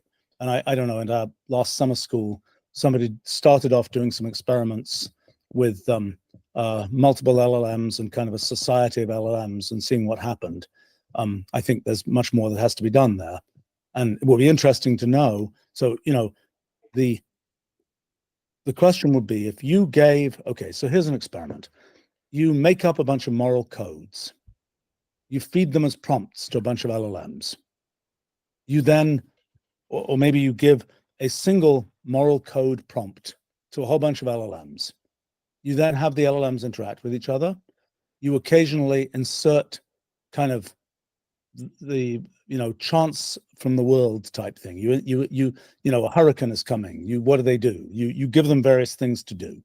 Okay, and you ask the question, given one prompt that is ethical system A, what happens? Does the whole thing self-destruct or not? Ethical system B, what happens? So I think Eric's claim is that he thinks that certain kinds of ethics from that prompt will cause the where I don't know, the LLMs cooperate with each other and can communicate, as opposed to one LLM says something and it's always lying and so on. That Eric's claim is that as a matter of science, basically, that the certain prompts will cause the AI society to survive and other ones will not. And so one might imagine then you would make an argument that's essentially a natural selection of ethics argument, that those ethicses which are, the surviving ethicses are the ethicses that survive natural selection. Now, to attack that argument, that is also the argument that there is one perfect species that will survive natural selection. Notice that's not true, right? Unless we think the humans are that perfect species, so to speak, which I suspect we don't. Let me give you another analogy, because I don't think there's necessarily a unique solution.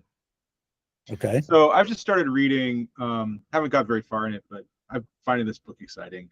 Eric Kirschenbaum's Zoologist's Guide to the Galaxy. Have you heard of this? Yeah, I've seen the book. Yeah.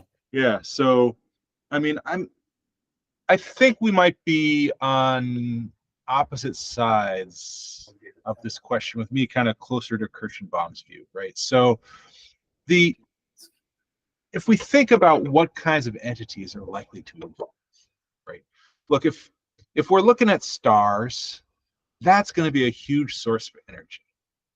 You're going to have a lot of evolutionary pressures for entities that evolve to take advantage of the energy that is flowing out of stars.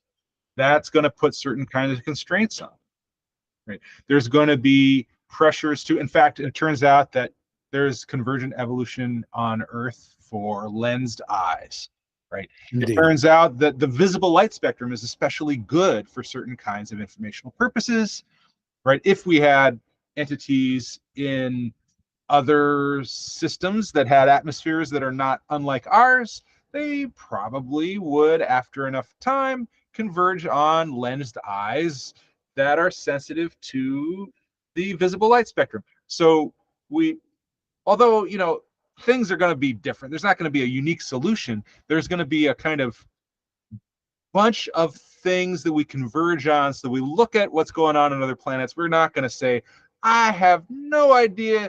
These entities don't make any sense to me.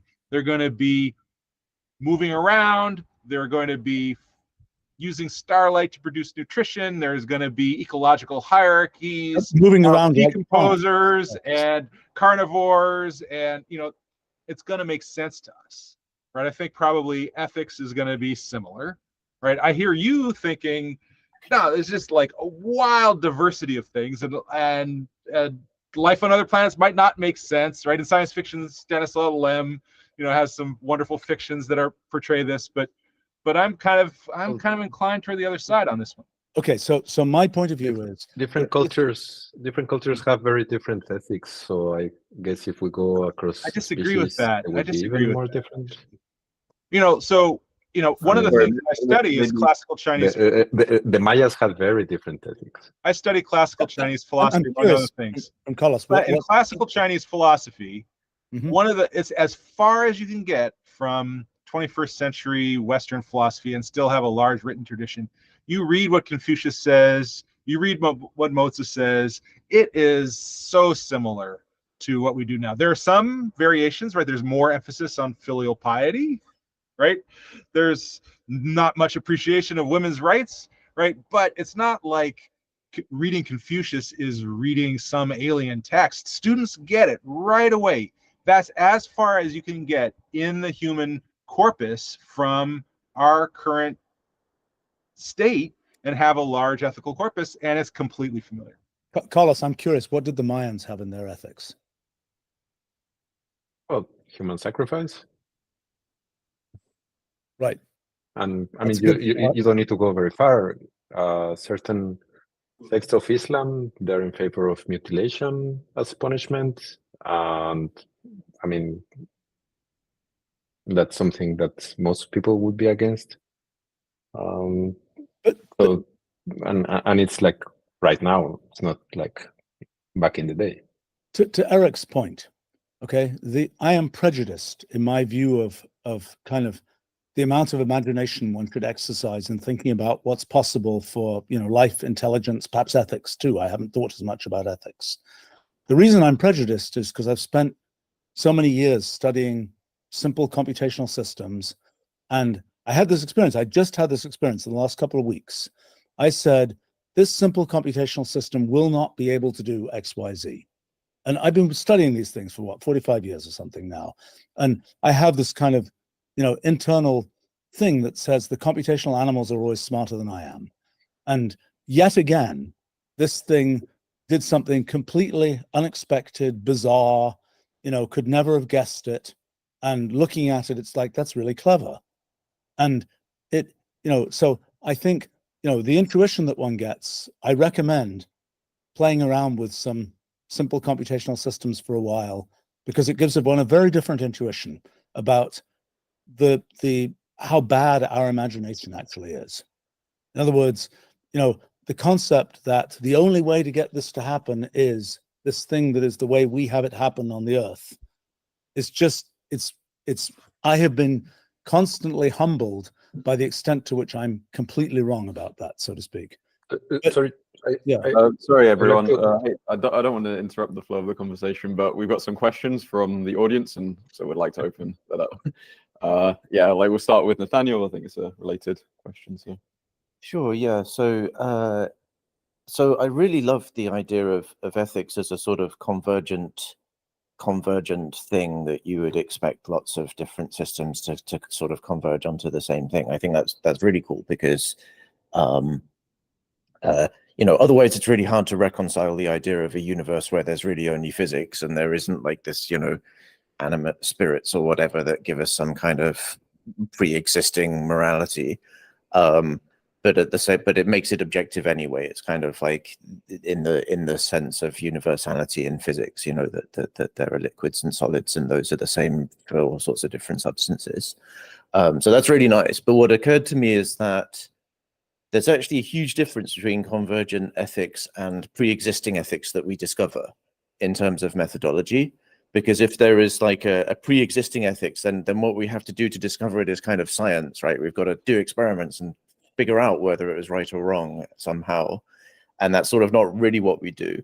Whereas if ethics is this kind of convergent thing, well, then we're the ones doing the converging. So the process is completely different, right? We should actually do what we actually do, which is fight for things we believe in and try and instigate social change so that the convergence will happen.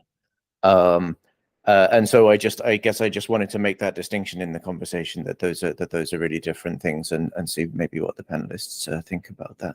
What would it mean to discover ethics? I mean, that we find some tablets buried in the jungle that contain the ethics that we say, aha, this is right. I mean, what does it mean to discover ethics? Well, I mean, I'm saying I don't think we do discover ethics, and I think Eric was also saying that, like, though it's not something we discover, it's something we converge on, and the process of converging is really different from a process of discovery. Yeah, I mean, I think it's ethics is, I would claim that ethics is in some sense completely arbitrary. That is, in the course of human history, we've had very different views of what constitutes, you know, ethical behavior, beliefs, et cetera, et cetera, et cetera. And I think it's just, you know, ethics is kind of what the mass of humanity decides ethics is. I mean, I would love to have some better scientific grounding for it.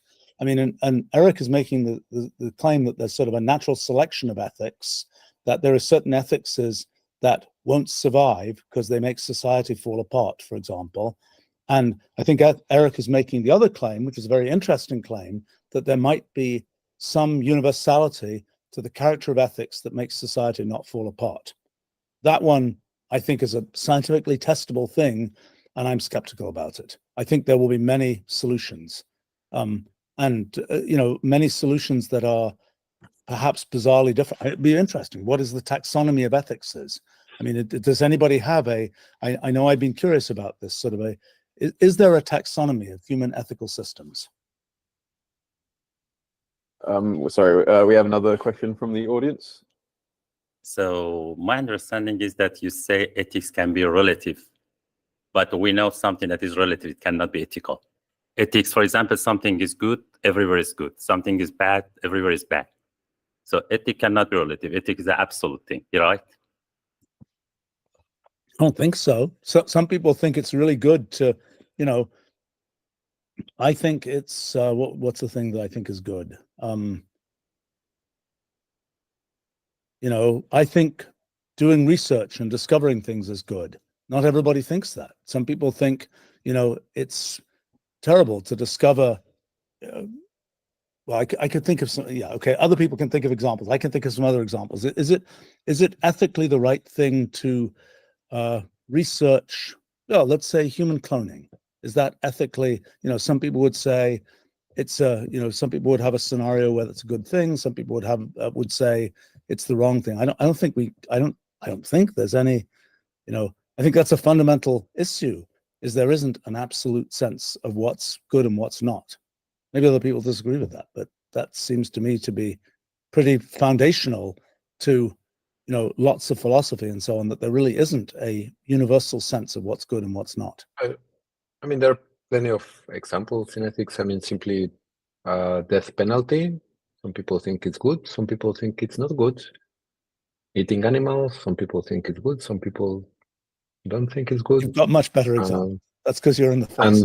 And these are less controversial. We could go to genital mutilation and let's say many others that are more controversial or problematic or taboo.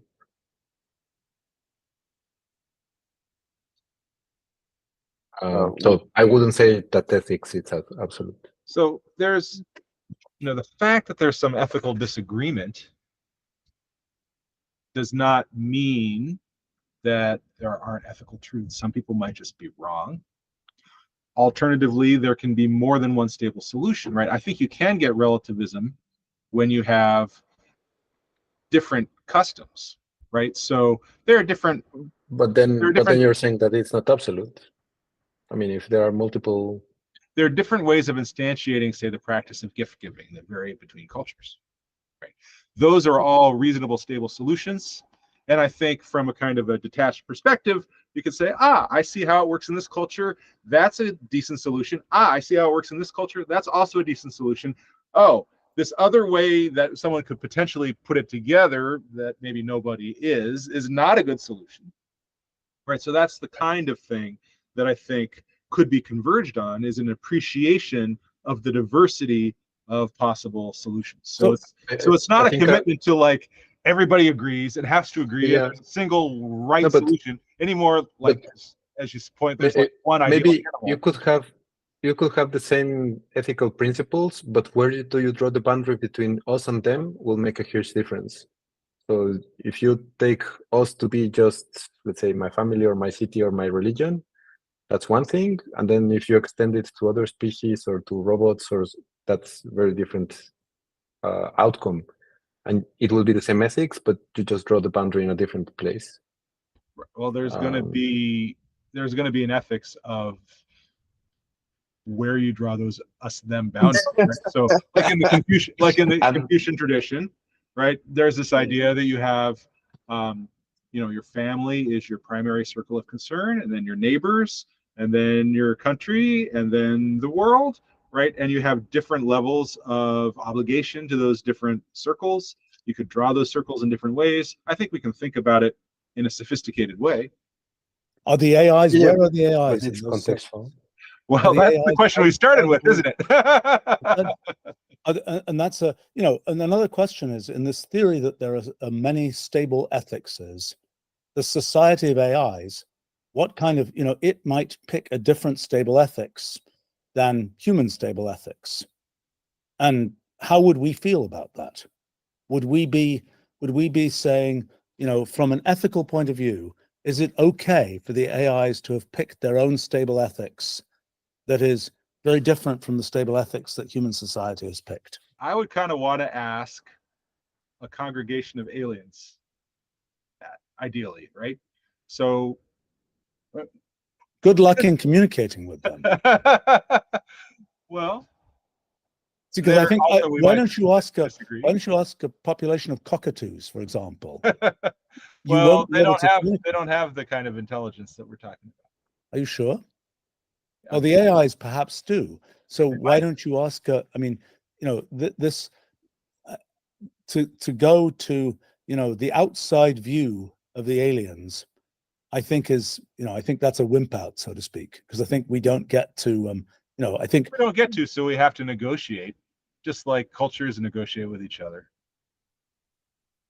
But I mean, this also comes to this issue of alignment, which most of you are talking about. One of the things that I don't like about the alignment talk, and I'm not sure whether this disagrees with you, Stephen, or agrees with you, but one of the things I don't like about the alignment talk is what seems to me like a background supposition that the task is to get AI to match the values that we decide for it.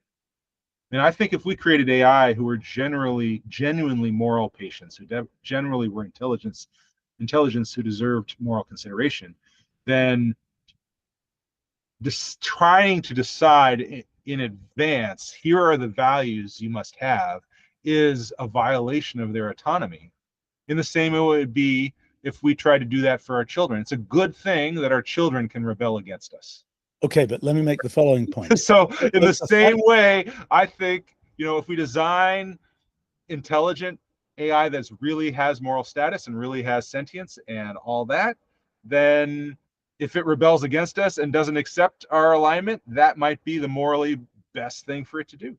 But look, the abstract AI is just a computational system that just does computations. It does all kinds of elaborate computations. Most of them we just shrug our shoulders, we say we don't care. The AIs, like children, have been kind of channeled into somehow fitting into a human setup. I mean, a child who isn't exposed to human society and human language and so on, we don't exactly know what would happen, but we don't imagine that they will be, that they would be able to operate in human society. So similarly, the AIs, we have given them some basic education, so to speak. Now the question is, if the AIs are kind of, a very practical thing. We got AIs running the world, and we've got hundreds of billions of AIs, many more than there are people. All these different things are happening at timescales very short compared to the timescales that humans do things, and it's all happening AI to AI. And the question is, then in that setting, will the AIs, by virtue of some sort of natural selection equilibrium phenomenon, develop some effective ethics? So, for example, it will be the case that if the AIs ostracize an AI because that doesn't fit in with the equilibrium behavior of the AIs, that's in effect AI society having made an ethical decision to kill that AI. And I mean, I guess it's some I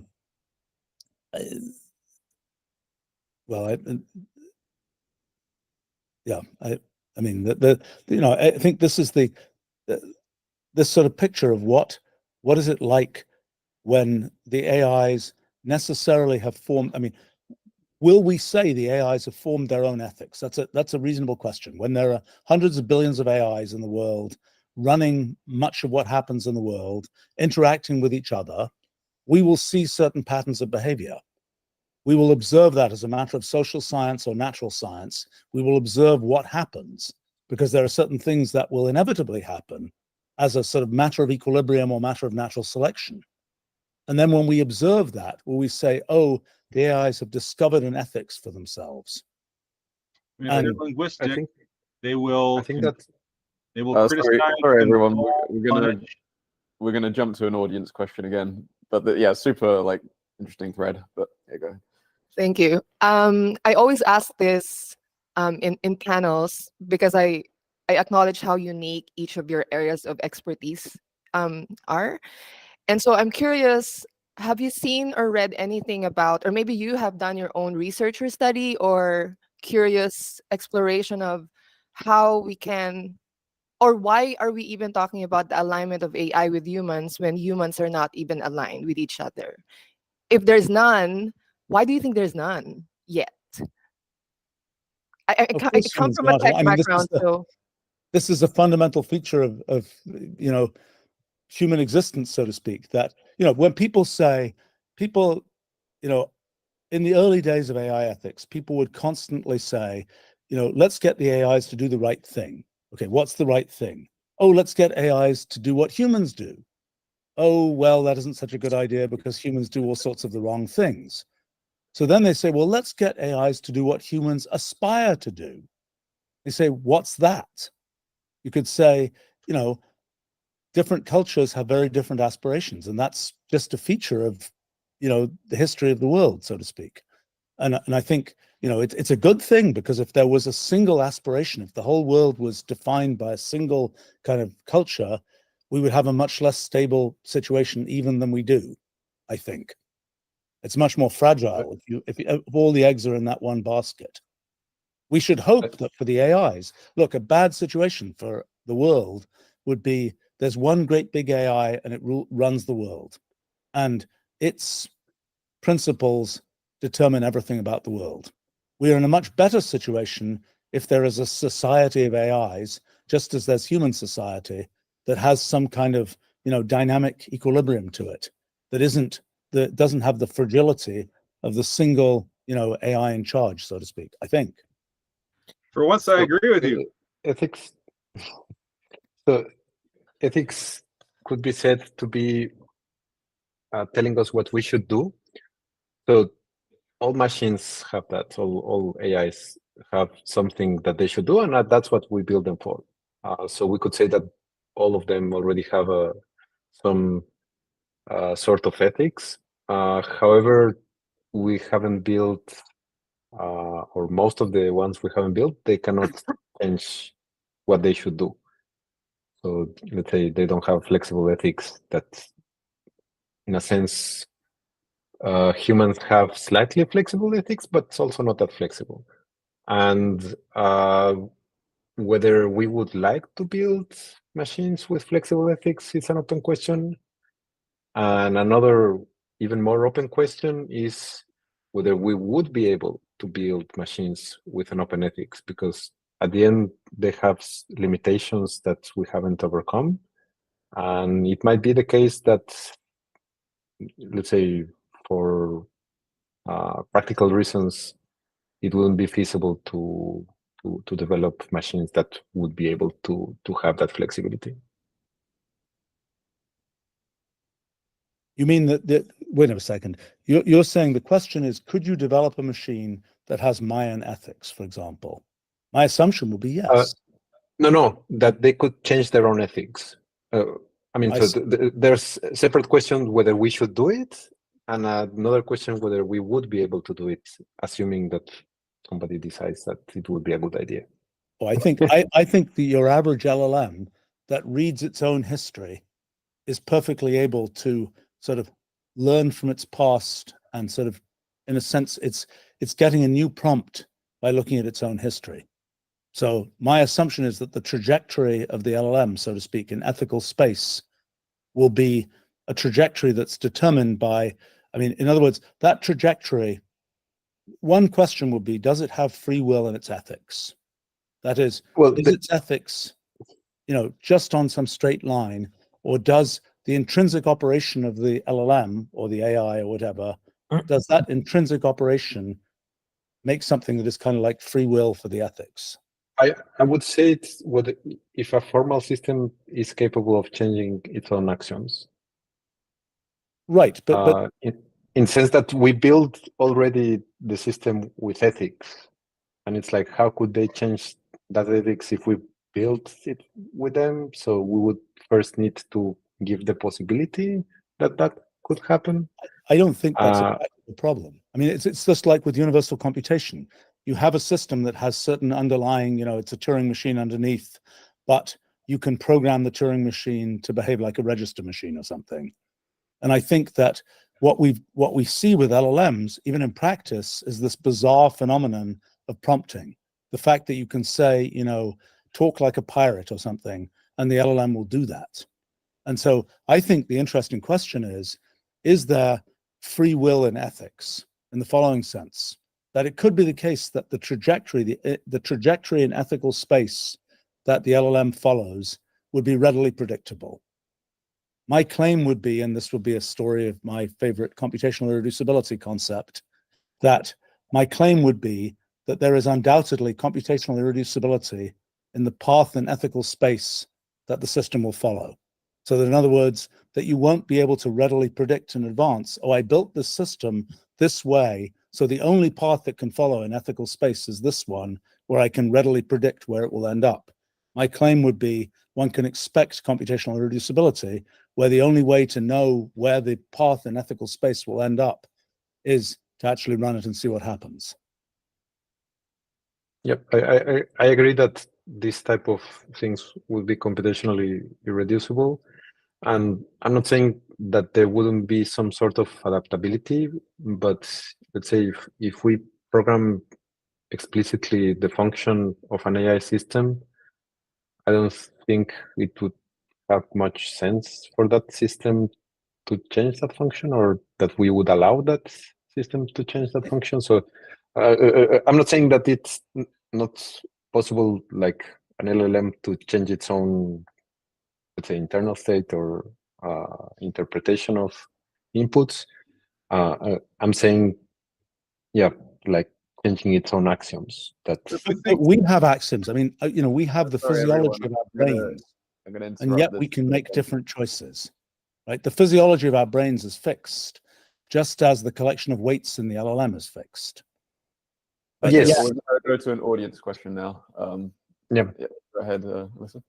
Yeah, actually, I kind of wanted to back things up a little bit and talk a little bit more about what we would consider an intelligence, or what we should give ethical weight to. And I guess like the question is a bit more for Jacob, and because I know you study a lot about diverse intelligences. And so my question has a lot to do with, I mean, right now we don't really know if we should give at least it seems like we don't really know if we should give moral weight to things like LLMs, or not just that, right? But I mean, all sorts of things like bugs, plants, fungi, and things like that. So what I'm curious about is how do you think that we should approach this problem as we're thinking more about what intelligences are, and not just like what are the ethics, like what kind of ethics could these like agents have? I mean, they could have like their own sorts of ethics and things like that, but how should we as humans who are interacting with them, I mean, like, should we factor in, should we be really I guess like conservative and say like, well, you know what, we don't really know, and so maybe we shouldn't really consider them, or should we be really lenient and say like, actually maybe we should consider everything? And how, I guess like my question boils down to like, how should we change our ethics to address that? What should we do? I guess, what do we do? I can tell you from my experience interacting with scientists who study non-human animal intelligence, try to think about, ways of identifying and measuring their capacity to do X, Y, and Z. Do they have faculty X, faculty Y, etc. On the one hand, I think it is a true characterization of the state of the science over the past, let's say, 20 years, that the better that we have gotten in terms of thinking carefully about how to identify and measure a capacity, how to operationalize it, how to design experiments that probe it correctly in ways that take into account the life world of the organism, its physiology, its evolutionary history, what its stakes are, etc. The more we find that there are many, many of the capabilities that I think lots of folks would view as grounds for some degree of moral consideration are present in non-human animals of a wide range. I mean, the kinds of things that, you know, folks are now finding some complex insects are capable of. I know you had Andy Barron here a couple of days ago, are just things that I think would have been completely dismissed 2 or 3 decades ago, but are now routinely found. You know, I mean, I think even looking within the space of, you know, classic examples of what are viewed as like instinct-driven behaviors that are baked in by evolution, involve no cognitive capability, no active cognition, no creativity, no whatever, like nest building in birds. When those have been studied carefully and experimentally, it turns out that in many, many cases, birds are not following some evolved program in a completely rote and sort of non-cognitive way. They are engaging in very sophisticated reasoning about the kinds of materials that are available to them, you know, the kinds of target shapes that they're trying to achieve, etc. So, you know, my observation from looking at, from interacting with the folks who, you know, study animals, know them intimately, and, you know, have thought very carefully about how to evaluate their capabilities, is that all of those folks, with no exceptions that I can think of, you know, have very strong positions on the degree of moral consideration that we should give to non-human animals, which do not always include not eating them, but certainly include much stronger positions on welfare and, you know, those sorts of things. I think by contrast, when you look at the degree of care that has been put by the artificial intelligence community into carefully measuring and understanding the intelligent capabilities of AI systems, those methods of assessment are frankly much more primitive, are much more likely to fall quickly subject to the sort of generous construal of human capabilities or the assimilation of some, you know, I mean, like there are these like, theory of mind things in LLMs that, you know, okay, what they actually did was do one particular kind of task, which you don't even know whether some of those experiments are in the training data, you know, that are being used. So, you know, can you tell the difference between, now, I mean, to be totally clear, I am not one of these like stochastic parrot LLM people. I think there are amazing things that go on in LLMs. I think they are a very interesting, powerful computational system that seems to display emergent, I would say, cognitive capabilities that are worth studying. They're a kind of mind we should study. But, you know, I think we're much quicker to grant both capabilities and ethical status to AI systems on grounds that are frankly much weaker than we have been for non-human animals. And I think, and this is, of course, one of the things that the diverse intelligences community was motivated by. I think there is a lot that we can learn about how to better understand AI systems from the ways that folks who study non-human animals or non-verbal human infants have developed to try to understand and probe those capabilities. Sorry, that was a long answer. It really helps that LLMs speak the language we speak. Before that, it was very hard to have serious assessment of, kind of how, human intelligence like AIs are. And I have to say, I'm really curious about kind of the animal intelligence thing. And, I really want to have a philosophical discussion with a cat, for example. I look forward to that. But, I have to say my own observation of sort of the experiments, I was really curious about this assessing animal intelligences and so on. So I watched the raw videos and so on. And it's like, I kind of gave up when the poor polar bear was trying to open a box. And first of all, its paws are too big. And second of all, they cut the video off right at the time when the polar bear had more or less figured it out. And it's like, what kind of science is this? I think it's, I think the LLMs have made it easy for us because they speak our language.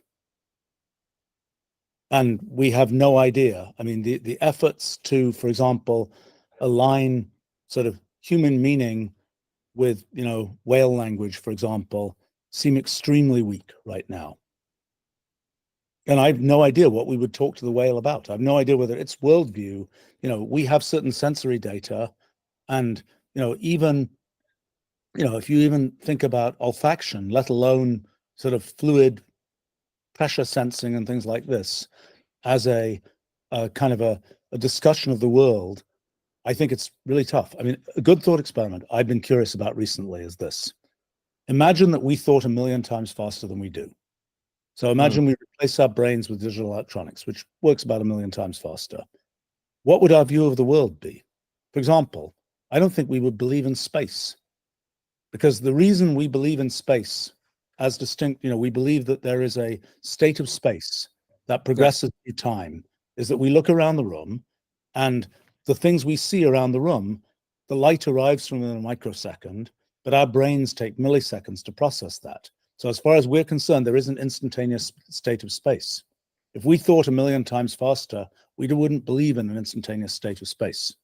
And so I think, trying to discuss, and you can go through this exercise. I've tried to do this for certain cases, go through this exercise. What would it be like if you were, if you were not computationally bounded, if you could sense the individual, all these individual molecules and figure out what they were doing? What would it be like if, for example, we are a particular size, we're about 1 meter tall, give or take.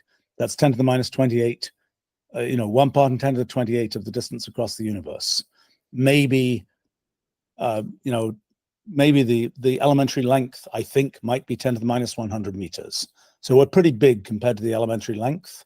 We're, we're closer to the size of the whole universe than to the elementary length. What would our perception of the world be like if you change our overall scale? And, I think it's really tough. I think it's a very interesting exercise, which actually the science fiction authors, despite my urgings to many of them, have not explored as much as they might have done. What is it really like to, to experience the world in a way that has different sensory information and different scale from humans?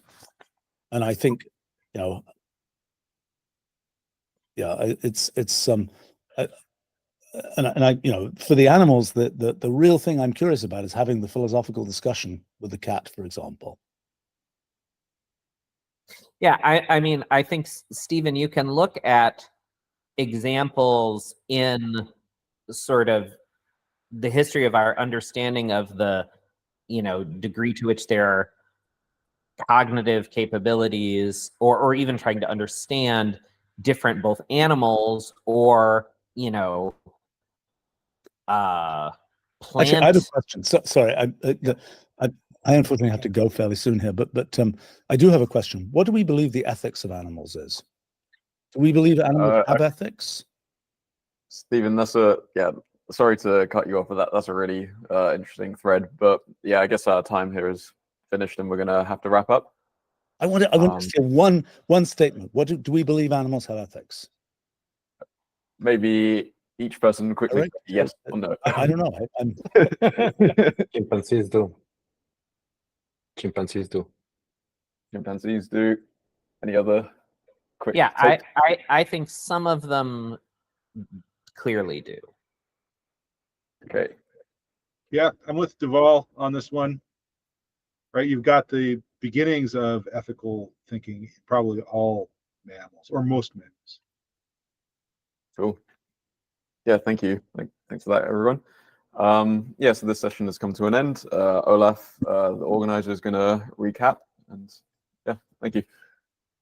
All right, I'll do it quick. This is the last session of the week. Thank you all so much for participating in this. I started the week by saying how special this topic was to Cross Labs, and yeah, really, this is really fabulous. And you've been part of this very active annual reflective, I guess, sort of process for our group.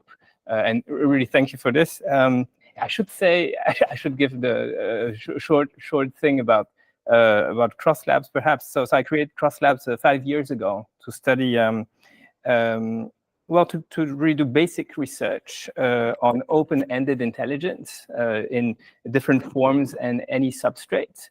And that means AI, natural intelligence, biological, as well as artificial life. And I have a special hat as the president of the Artificial Life Society.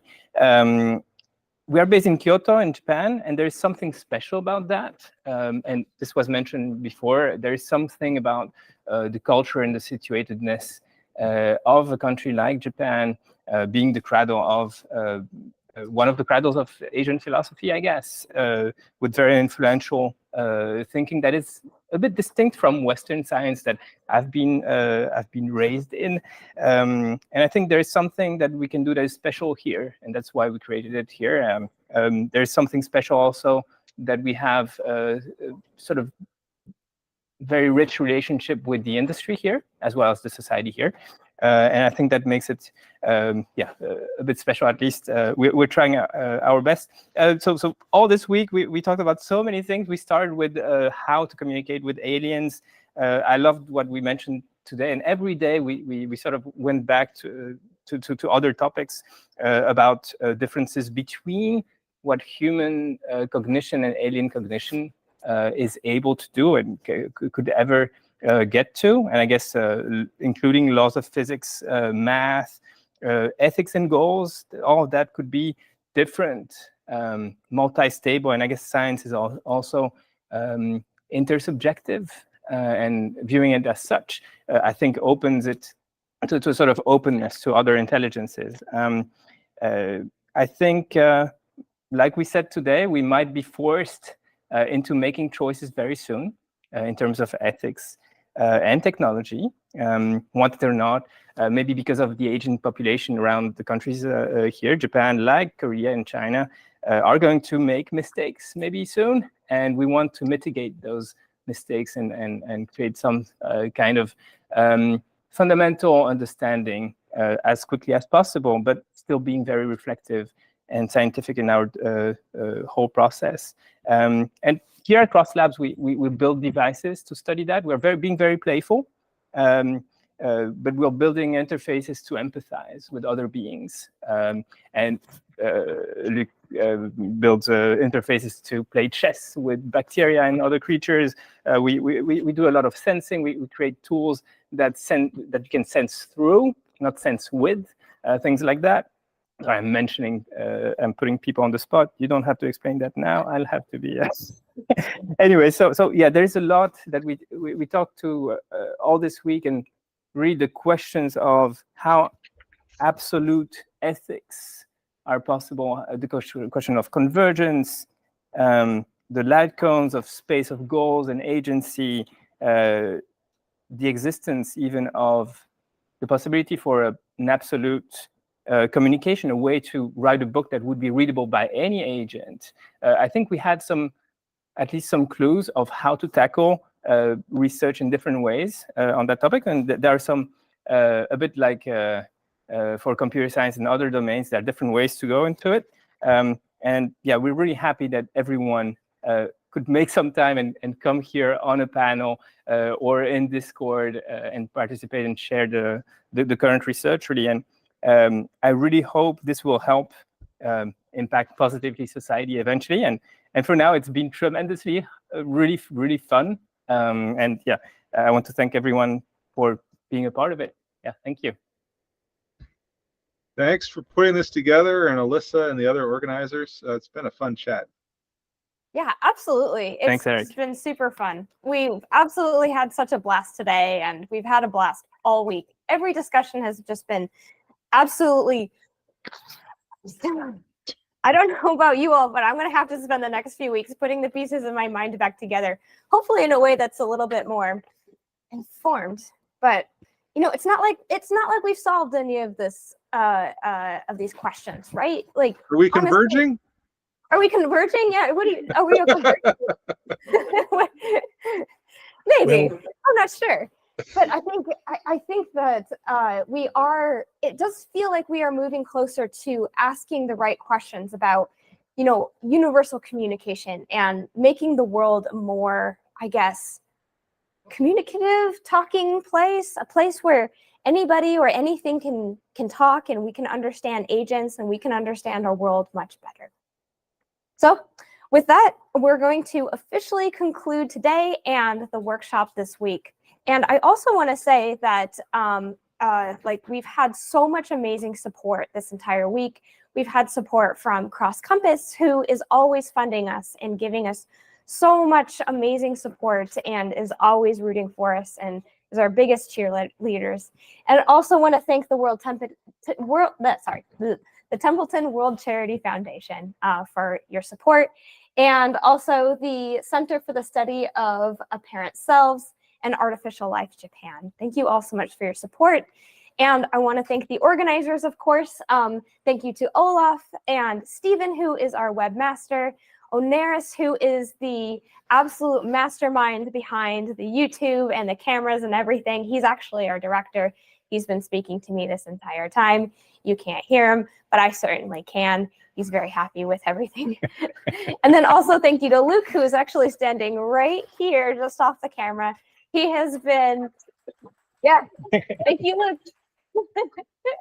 He has been doing an amazing job operating the camera and making sure that the microphone and the audio works for everybody. And thank you so much to our moderators. Let's see, we've got Martin here. We've got Jen, who was with us online previously, and Paul, who is with us in the room. And of course, thank you so much to the speakers and panelists all throughout this week. Thank you to everybody who is here today. You were all amazing, and it was such a great discussion. And last but not least, thank you for watching. All right, that's it. And catch us next time for our next events, and catch us next year for our next workshop. All right, thanks everyone. Bye.